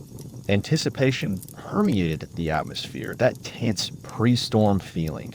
A single catalyst could trigger a crisis. And somewhere within the crowded streets and within the collective heart of Boston, a clandestine plan was quietly formulated, a scheme with international and historical ramifications. December 16th, 1773 arrived, a gray and chilly day in Boston, a city poised on the precipice of historical change. For almost 3 weeks prior, the tea ships had remained stationary in the harbor like potential explosions. The final deadline was now reached. British law mandated unloading the tea and paying the tax within 20 days of a vessel's arrival. Failing that, the customs enforcement could confiscate the cargo and British troops could be called in to enforce the law. This was common knowledge. Everyone was aware of the potential consequences. Permitting the tea to be brought on shore would surrender the very principle at stake. Allowing this could unravel their cause, their claim to rights and liberty. That morning, thousands of individuals from Boston and nearby areas crowded into the Old South Meeting House, the town's largest structure. Numerous people had journeyed many miles through the icy countryside to participate. The assembly was so crowded that the overflow spilled outdoors, the men straining to hear the passionate pronouncements reverberating inside. Leading the assembly was Samuel Adams, the unwavering voice of dissent. One orator after another stood to condemn the Tea Act, to condemn oppression, and to advocate swift action. Despite the bold statements, reservations prevailed. They questioned how to act without provoking open warfare. How could they prevent the unloading of the tea without inviting savage reprisal? With the late afternoon, messengers arrived with dire news. Governor Thomas Hutchinson remained unmoved. The ships would remain at port until they unloaded their cargo. The tea would become government property, the taxes would be taken, and the king's law would be upheld. The assembled crowd seethed with rage. The meeting hall walls seemed to tremble from the intensity. Nevertheless, Samuel Adams remained composed and articulated the words that concluded deliberation. This meeting can do no more to save the nation.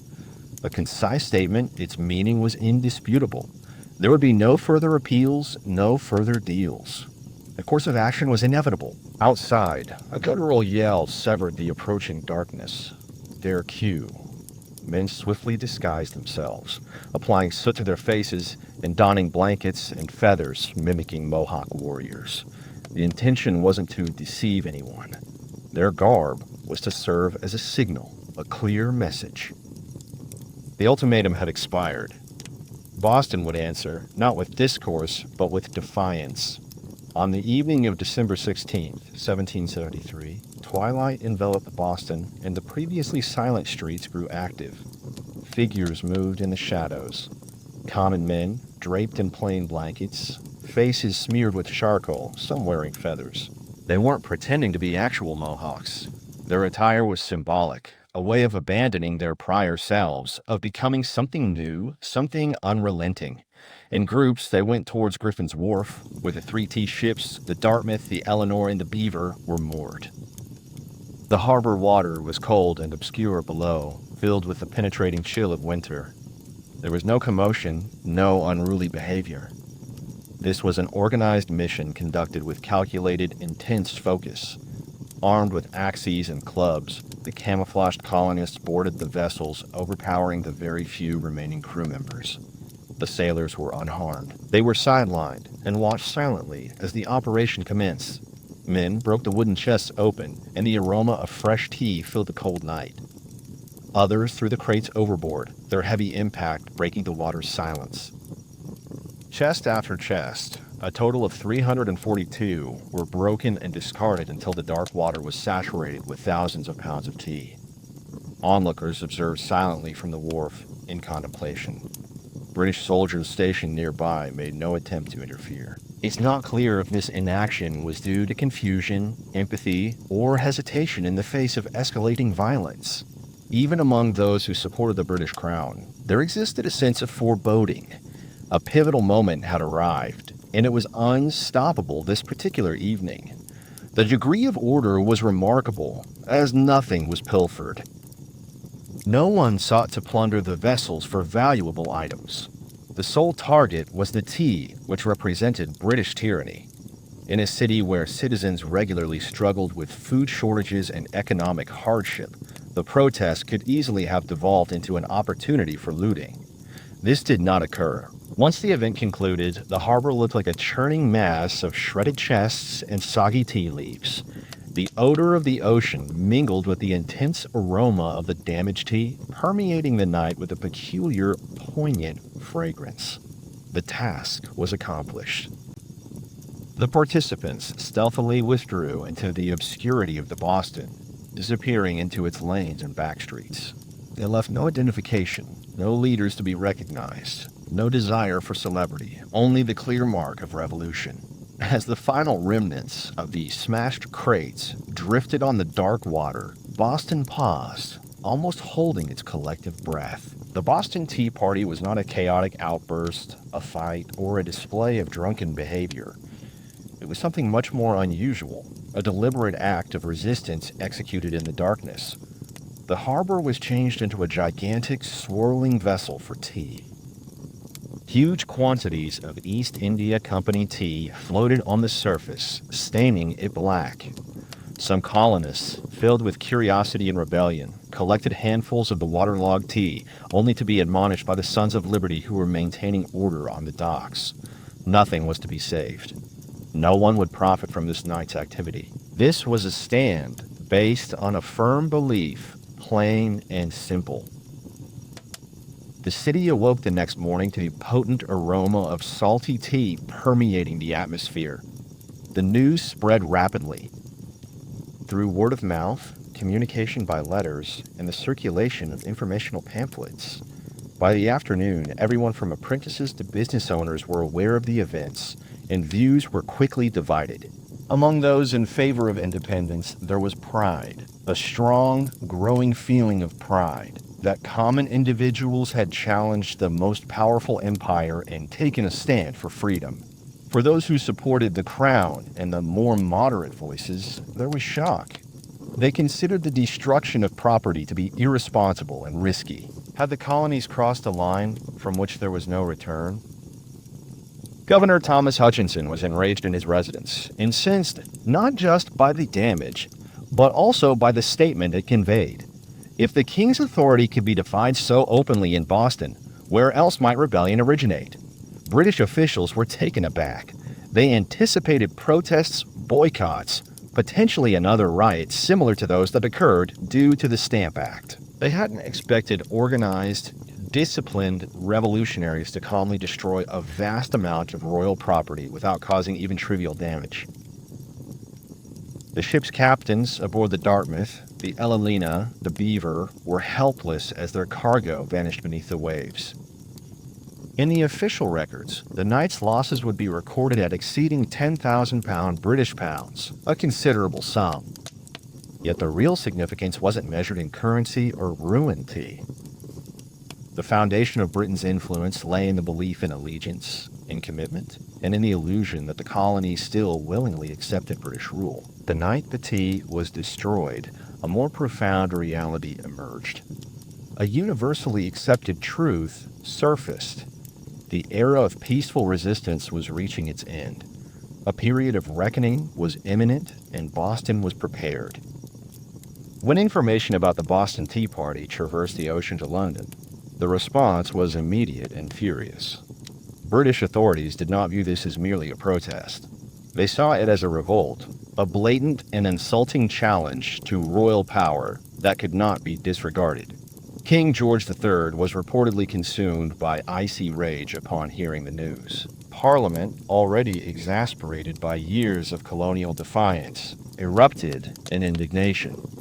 They demanded retribution not just for Boston, but as a warning to all of the American colonies.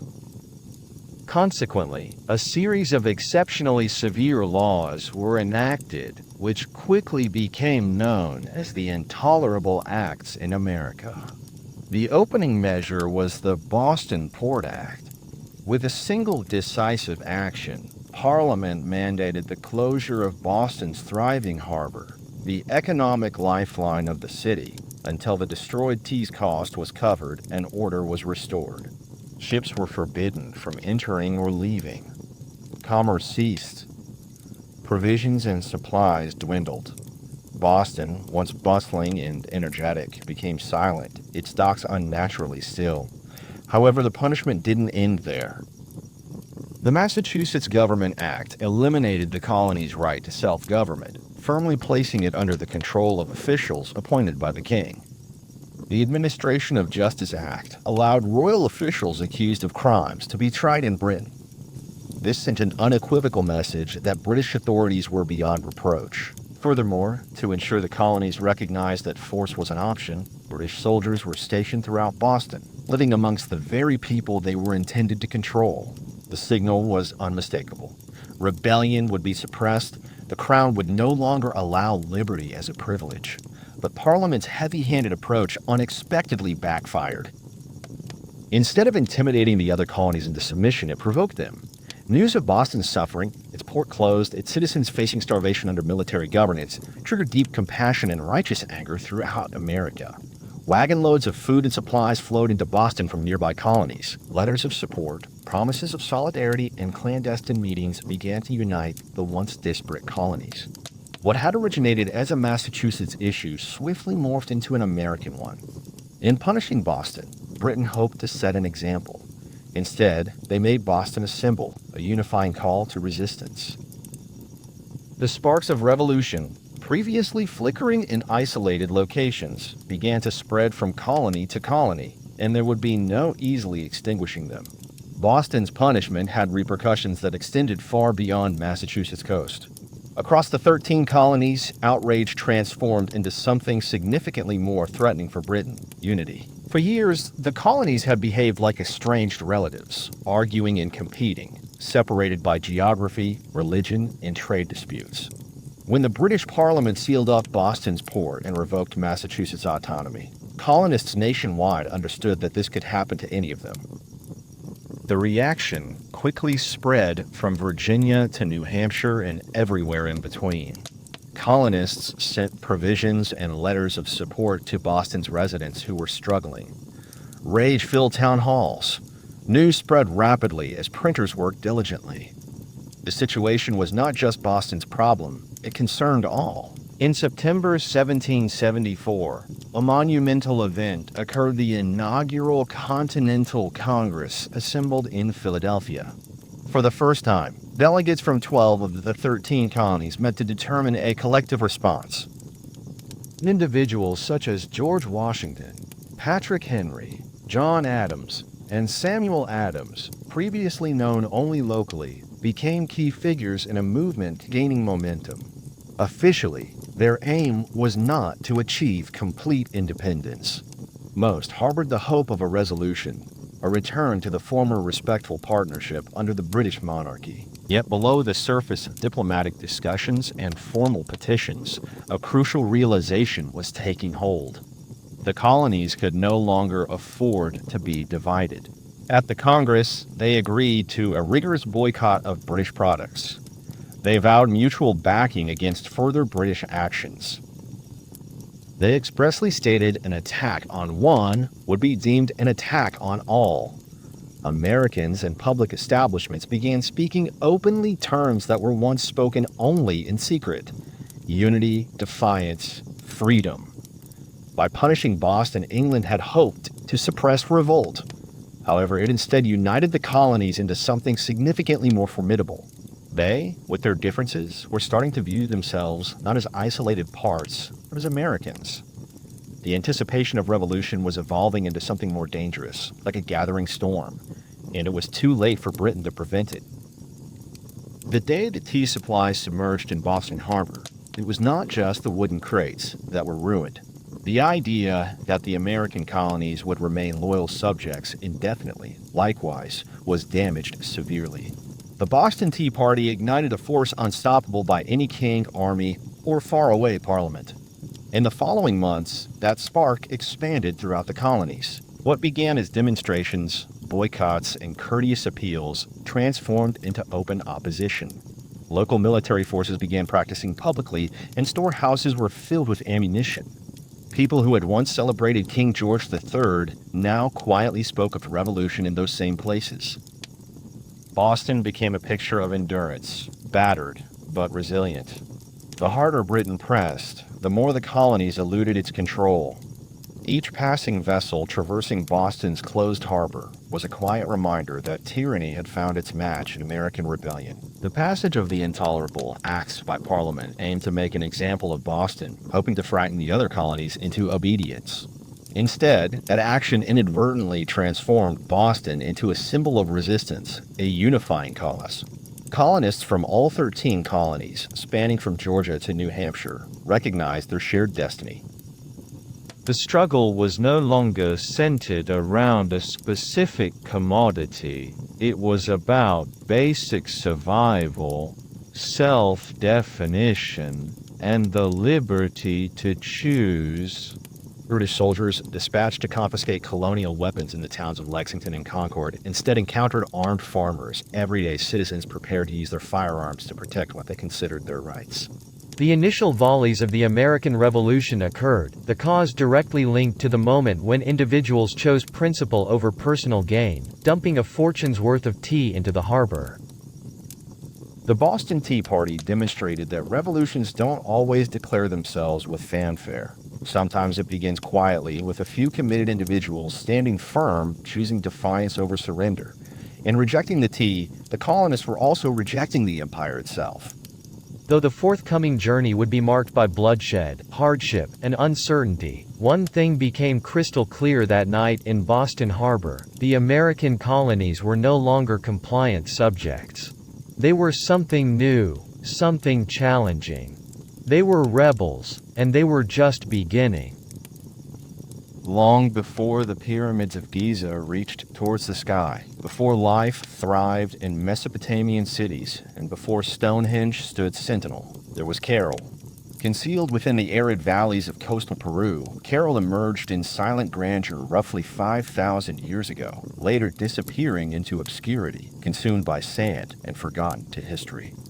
For centuries, the world was unaware of its existence. The Soup Valley, where Carol once flourished, initially appears an improbable location for civilization to take hold. The terrain is arid, desolate, with the river only a thin stream meandering through rock and dust. Most observers would consider it unforgiving, a place unsuited to life. Yet it was here, surrounded by the wasteland, that one of humanity's earliest great cities emerged. Carol wasn't merely a collection of temporary dwellings or a rudimentary trading post. It was a meticulously planned city extending over 150 acres, comprising pyramids, plazas, living areas, and ritual sites. It had scope, purpose, and foresight, a complicated society blossoming centuries before the Egyptians began constructing their own colossal pyramids. The people of Carol achieved this without the use of the wheel, a written language, or metal tools. They built enormous structures from stone and earth, using only their creativity, collective labor, and the inherent power of human will. Yet, for millennia, Carol's existence remained unknown. Even when travelers encountered the unusual weathered mounds throughout the valley, they were mistaken for natural formations, mere hills shaped by desert winds. No one imagined that beneath the sand lay one of the most ancient cities in the world. Even before civilizations traditionally considered the earliest, Carol predated them. The truth only surfaced in the late 1900s due to the archaeological work of Ruth Shady and her team. Their discovery, hidden for ages, would alter the narrative of the Americas, compelling a global reassessment of civilization's origins. Carol had existed, prospered, and declined without any recorded history. Now, after countless silent ages, the city's remnants communicate, elucidating a peaceful, intelligent civilization that engineered an intricate, awe-inspiring world in an area seemingly inhospitable to life. And that was only the commencement of their tale. The Soup Valley initially seems an environment where survival would be a daily struggle. Strong breezes blow across expanses of sand and rock. Relentless sunlight dries the land, forming cracked, brittle surfaces. Water is scarce, the river a thin, struggling waterway. An observer might see it as a vacant, barren wasteland, forgotten by all. However, the people of Carroll perceived differently. They didn't see a desert to be avoided. They saw an opportunity to be harnessed. They perceived the river, regardless of its size, as a source of possibility. Consequently, with persistence, creativity, and unwavering resolve, they converted this challenging location into a flourishing center of culture and life. Their initial achievement was agriculture. They learned to control the river's seasonal flooding, constructing innovative irrigation systems that distributed water across the valley. Where others saw desolation, they cultivated potential.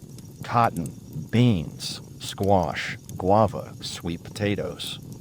Cotton, especially, became valuable.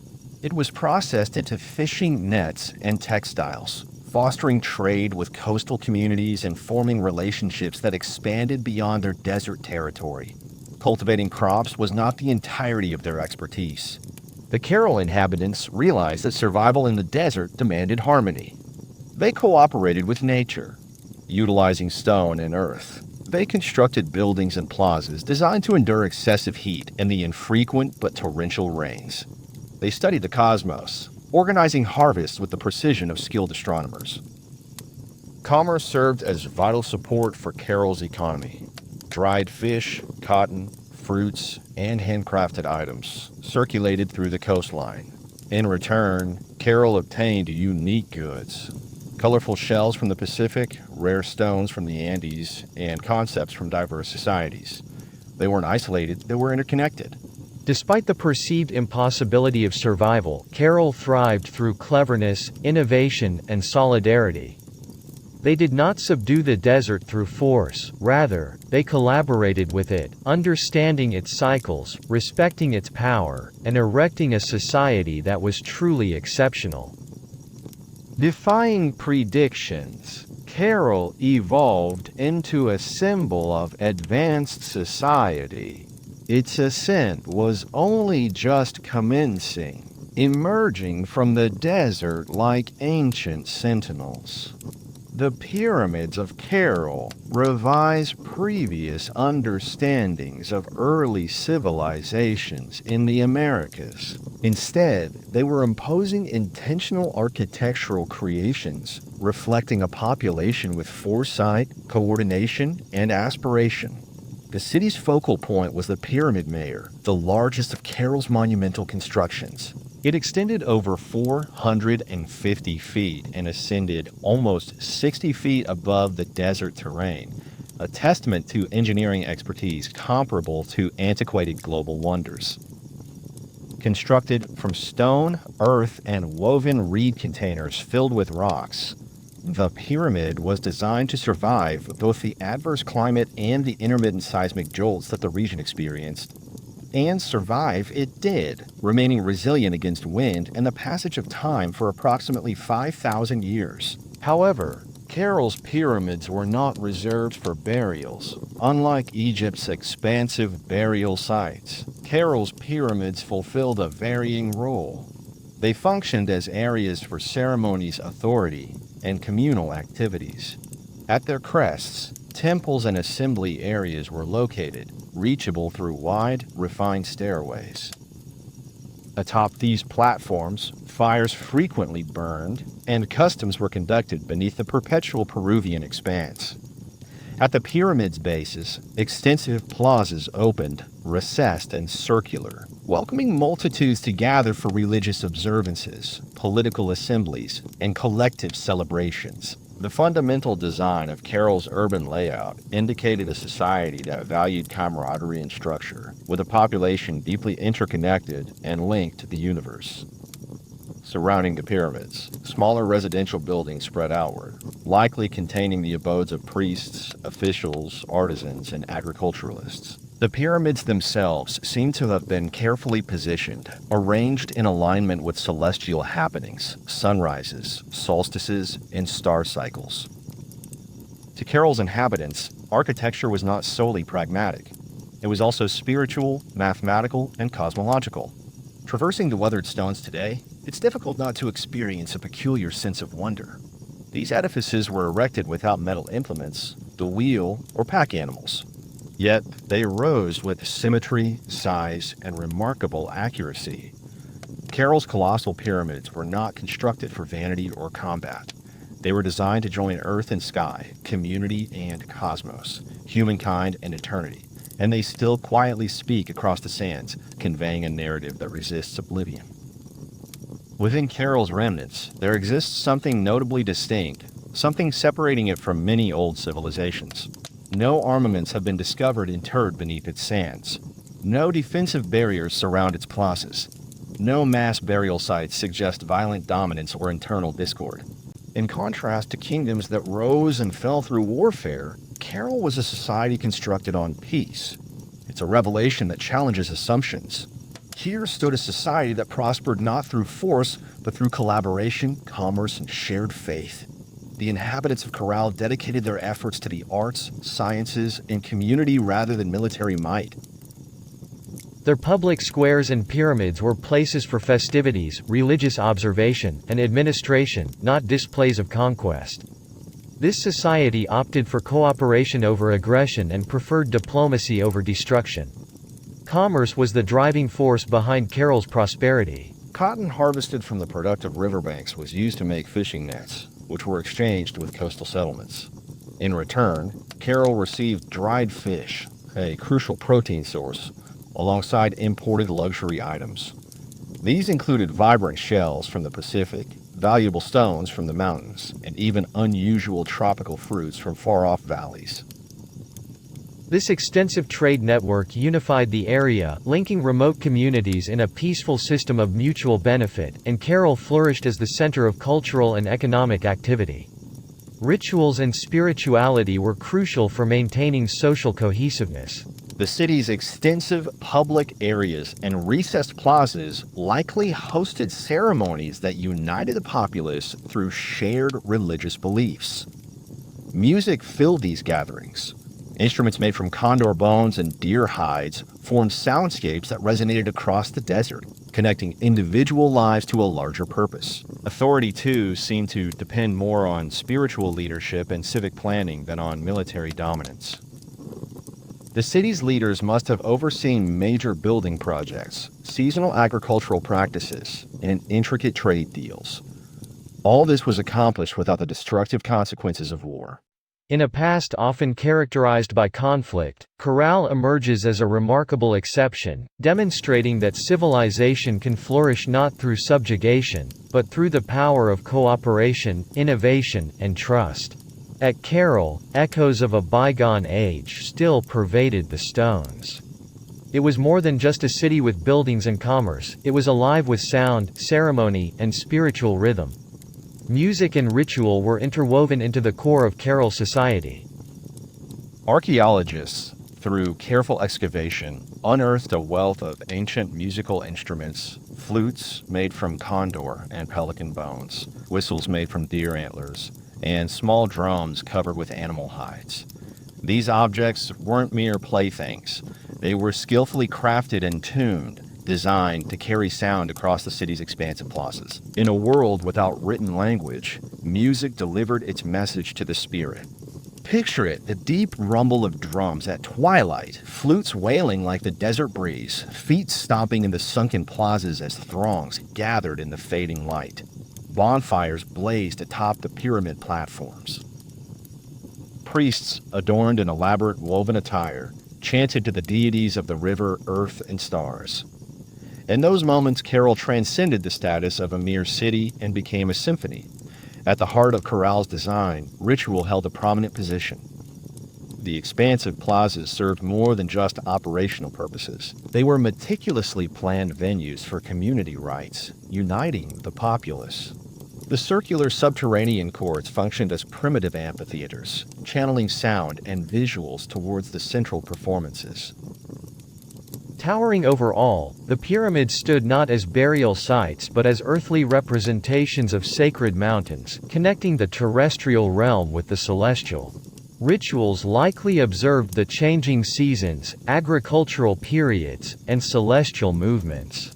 Music transcended mere entertainment. It served as a link between individuals, the natural world, and the divine, and between the known and the unknown. There were no depictions of brutality, no frightening warrior deities, and no blood-soaked offerings. The spiritual dimension in Chorale appeared to be one of peace, festivity, and veneration. Even now, with the desert wind traversing the remains, one can almost perceive it, vestiges of ancient melodic sounds, the echoes of a civilization that discovered beauty, significance, and togetherness amid the arid, expansive sands. Carol was not simply a location for music, commerce, and rites. It represented a triumph of engineering, a demonstration of human capability in an unforgiving environment. Without metallic implements, the wheel, or beasts of burden, the people of Carol fashioned a stone and earthen metropolis that has persisted for almost 5,000 years. Their endeavors were remarkable. Giant pyramids emerged from the desert ground, constructed not from small, easily breakable bricks, but from huge rocks brought across the dry valley. Laborers moved rocks using reed containers, skillfully crafted baskets strong enough to transport significant weights and made from the flora growing along the riversides. With meticulous attention, they constructed layer upon layer of stacked stones, filling the interior with debris to generate structures that withstood both centuries and the elements. Moreover, they understood the environment well. Chorale is situated in a zone prone to seismic activity. Yet, their pyramids and plazas remained largely intact. This was achieved through proficient earthquake-resistant construction. Builders used flexible designs, layered fills, expansive foundations, and rounded corners, allowing their monuments to absorb and dispel seismic energy. It was engineering emerging, not from theoretical knowledge, but from a profound comprehension of the Earth itself. Water management marked another less celebrated victory. Although dwelling in a desert, the residents of Carol devised advanced irrigation systems. Channels and canals precisely directed river water to their agricultural areas, fostering crop development even during dry periods. The arrangement of Carol demonstrated exceptional municipal planning. Significant structures were precisely aligned with important astronomical coordinates, indicating a deep comprehension of solar cycles. The geometrically accurate, sunken plazas functioned as more than just gathering spots. They served as tools for tracking the heavens, enabling priests and astronomers to predict the seasons essential for survival. Even the city's organization pointed towards a sophisticated society.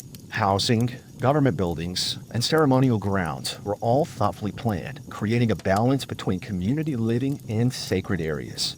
Their construction was intended for the long term, designed to last through the years. Contemporary experts, impressed by Carol's fortitude, acknowledged that true significance is about more than just technological advancement. Profound understanding often comes from observing natural elements and working with the environment in a collaborative manner. Carol's stone structures withstood natural disasters, including earthquakes and weathering, which demonstrate immense durability over time. These relics stand as a silent reminder that a sophisticated society turned its aspirations into tangible reality. For centuries, the city of Carol prospered, representing peace, artistic expression, commerce, and architectural skill within the arid landscape. Then, remarkably discreetly, the city was vacated. No signs of fire marked its demise, nor were there indications of battle on its walls. No mass burials or damaged memorials indicated a sudden catastrophe. Instead, Carol quietly went into decline. Its public spaces emptied, its pyramids were deserted, and its musical instruments fell silent. The reasons for their departure are still a subject of speculation throughout the valley. Scholars suggest that shifts in the environment played a key role. Research hints that a prolonged drought may have harmed Carol's agricultural abilities. Without the river's life-giving water, the harvests would have failed. trade contingent on excess cotton and food would have suffered. The harmonious relationship Carroll had with its severe ecosystem may have completely unraveled. Other theories explore alternative trade paths. As surrounding civilizations and new centers of power rose along the coastline and inland, Carroll's influence might have reduced. It is possible that previously available goods like cotton, fish, and produce were no longer able to sustain the city's position. Gradually, trade diminished. Moreover, alternative ideas consider internal issues. Without written records, we can only speculate about power struggles, religious disruptions, or the consequences of a long period of growth. Even tranquil communities can disintegrate under strain when survival is in doubt. Regardless of the specific cause or causes, the exit appears to have been slow, not sudden. Families likely relocated, one by one, seeking greener pastures with stronger rivers and new opportunities. Those children who used to play in Carroll's plazas shared memories of their former home, which later turned into legends. The desert took back what humanity had created. The wind carried sand over temples built of stone. Musical instruments were concealed under shifting dunes. What had once been a busy, thriving civilization transformed into an expanse of quiet, dormant structures. For almost 4 millennia, Carroll remained hidden, a hint beneath the sands. Presently, as archaeologists cautiously unearth its structures, the question remains, how could a city of such complexity and remarkable beauty simply disappear? Perhaps the reality is that even the most advanced societies, despite their wisdom and peacefulness, are vulnerable elements within the fabric of time, always susceptible to the unseen forces that cause change. Carroll, entombed for ages, was lost to memory, concealed by the serene sands of the exceptionally wide valley. Those passing through the area observed the curious, rounded elevations scattered across the terrain, completely unaware that the remains of a civilization older than Egypt's pyramids lay hidden below. To them, these were merely natural formations, hills shaped by erosion and the passage of years. Not until the latter part of the 20th century did the world again learn of Carroll. In the 1990s, Peruvian archaeologist Ruth Shaddy led an expedition into the Soup Valley, motivated by curiosity and a growing feeling that the hills might conceal secrets previously unknown. What they found would fundamentally alter the understanding of human development in the Americas. The sand was meticulously cleared, layer after agonizing layer. Underlying it, the team unearthed walls constructed from precisely cut stone, sweeping staircases, sunken plazas, pyramids, a city far older than anybody had anticipated. Radiocarbon dating corroborated the astonishing truth. Carroll was more than 4,600 years old, flourishing at the same time as the earliest civilizations in both Mesopotamia and Egypt. Its discovery profoundly impacted the field of archaeology. Prior to Carroll, scholars believed civilization in the Americas emerged much later, influenced by the great powers of the Old World. Ruth Shaddy and her team found not simply stone and debris, but also remnants of daily life, including musical instruments, fishing nets, textiles, quipus, ancient knotted records, and even offerings dedicated to deities. Each artifact revealed the narrative of people who established a society with imagination, intelligence, and exceptional inventiveness. Carroll's rediscovery represented more than an academic achievement. It signified a revival. A civilization that had remained concealed beneath the desert for millennia was once again visible under the open sky. Its plazas felt the same winds that once carried the melodies of flutes and the play of children. Carroll is presently designated a UNESCO World Heritage Site. It is considered a fragile and valuable connection to the earliest human aspirations of building, belonging, and belief. The sands had adeptly concealed Carroll. Yet, ultimately, the stones persisted, awaiting someone to observe, understand, and remember. Carroll now stands as a silent giant, a reminder that the foundations of civilization are much older than had been realized. Within its pyramids and plazas, the antiquated stones communicate a narrative that modifies our comprehension of the human experience. A narrative not defined by conquest and bloodshed, but rather by harmony, resourcefulness, and optimism. Well before the substantial empires of Greece, Rome, or even Egypt, the people of Cairo were constructing something extraordinary. They erected pyramids without employing the wheel. They charted the stars without the use of recorded writing. They established a prosperous society based on trade, music, ceremony, and engineering, all without leaving the marks of conflict upon the terrain. Amidst a time frequently characterized by discord, Corral presents an alternate perspective on what societal progress can entail. This is a society that prioritized unity over subjugation and understanding over control. It demonstrates that intricate systems aren't inherently reliant on aggression. True significance isn't determined by the scale of military campaigns, but by the collaborative efforts of people to construct, innovate, and imagine. Corral's impact extends considerably beyond So Valley's arid landscape. It disrupts established beliefs that civilization originated in a singular location, and that urban development and large-scale construction were exclusively features of the ancient world. Corral's existence confirms that humanity's capacity for invention and ambition emerged autonomously across various regions, shaped by diverse individuals, yet rooted in shared, timeless aspirations to persevere, to celebrate, and to seek spiritual connection. Currently, while exploring Corral's dilapidated remnants, a visitor can almost perceive it. The rhythm of percussion, the subtle melodies of wind instruments, the conversations of merchants around the public squares, and the amusement of youngsters traversing stone passageways beneath the starlit expanse. Their existence, their aspirations, and their narratives persist, preserved within the very essence of the location. Corral imparts the lesson that even when civilizations crumble, their essence persists. Dormant beneath the soil, awaiting rediscovery, preparing to reawaken. Within the vast span of human history, Corral functions not only as a relic, but as a guidepost. It signifies that even within the most challenging environments, hope and wisdom can flourish, creating avenues for a world aspiring towards the heavens.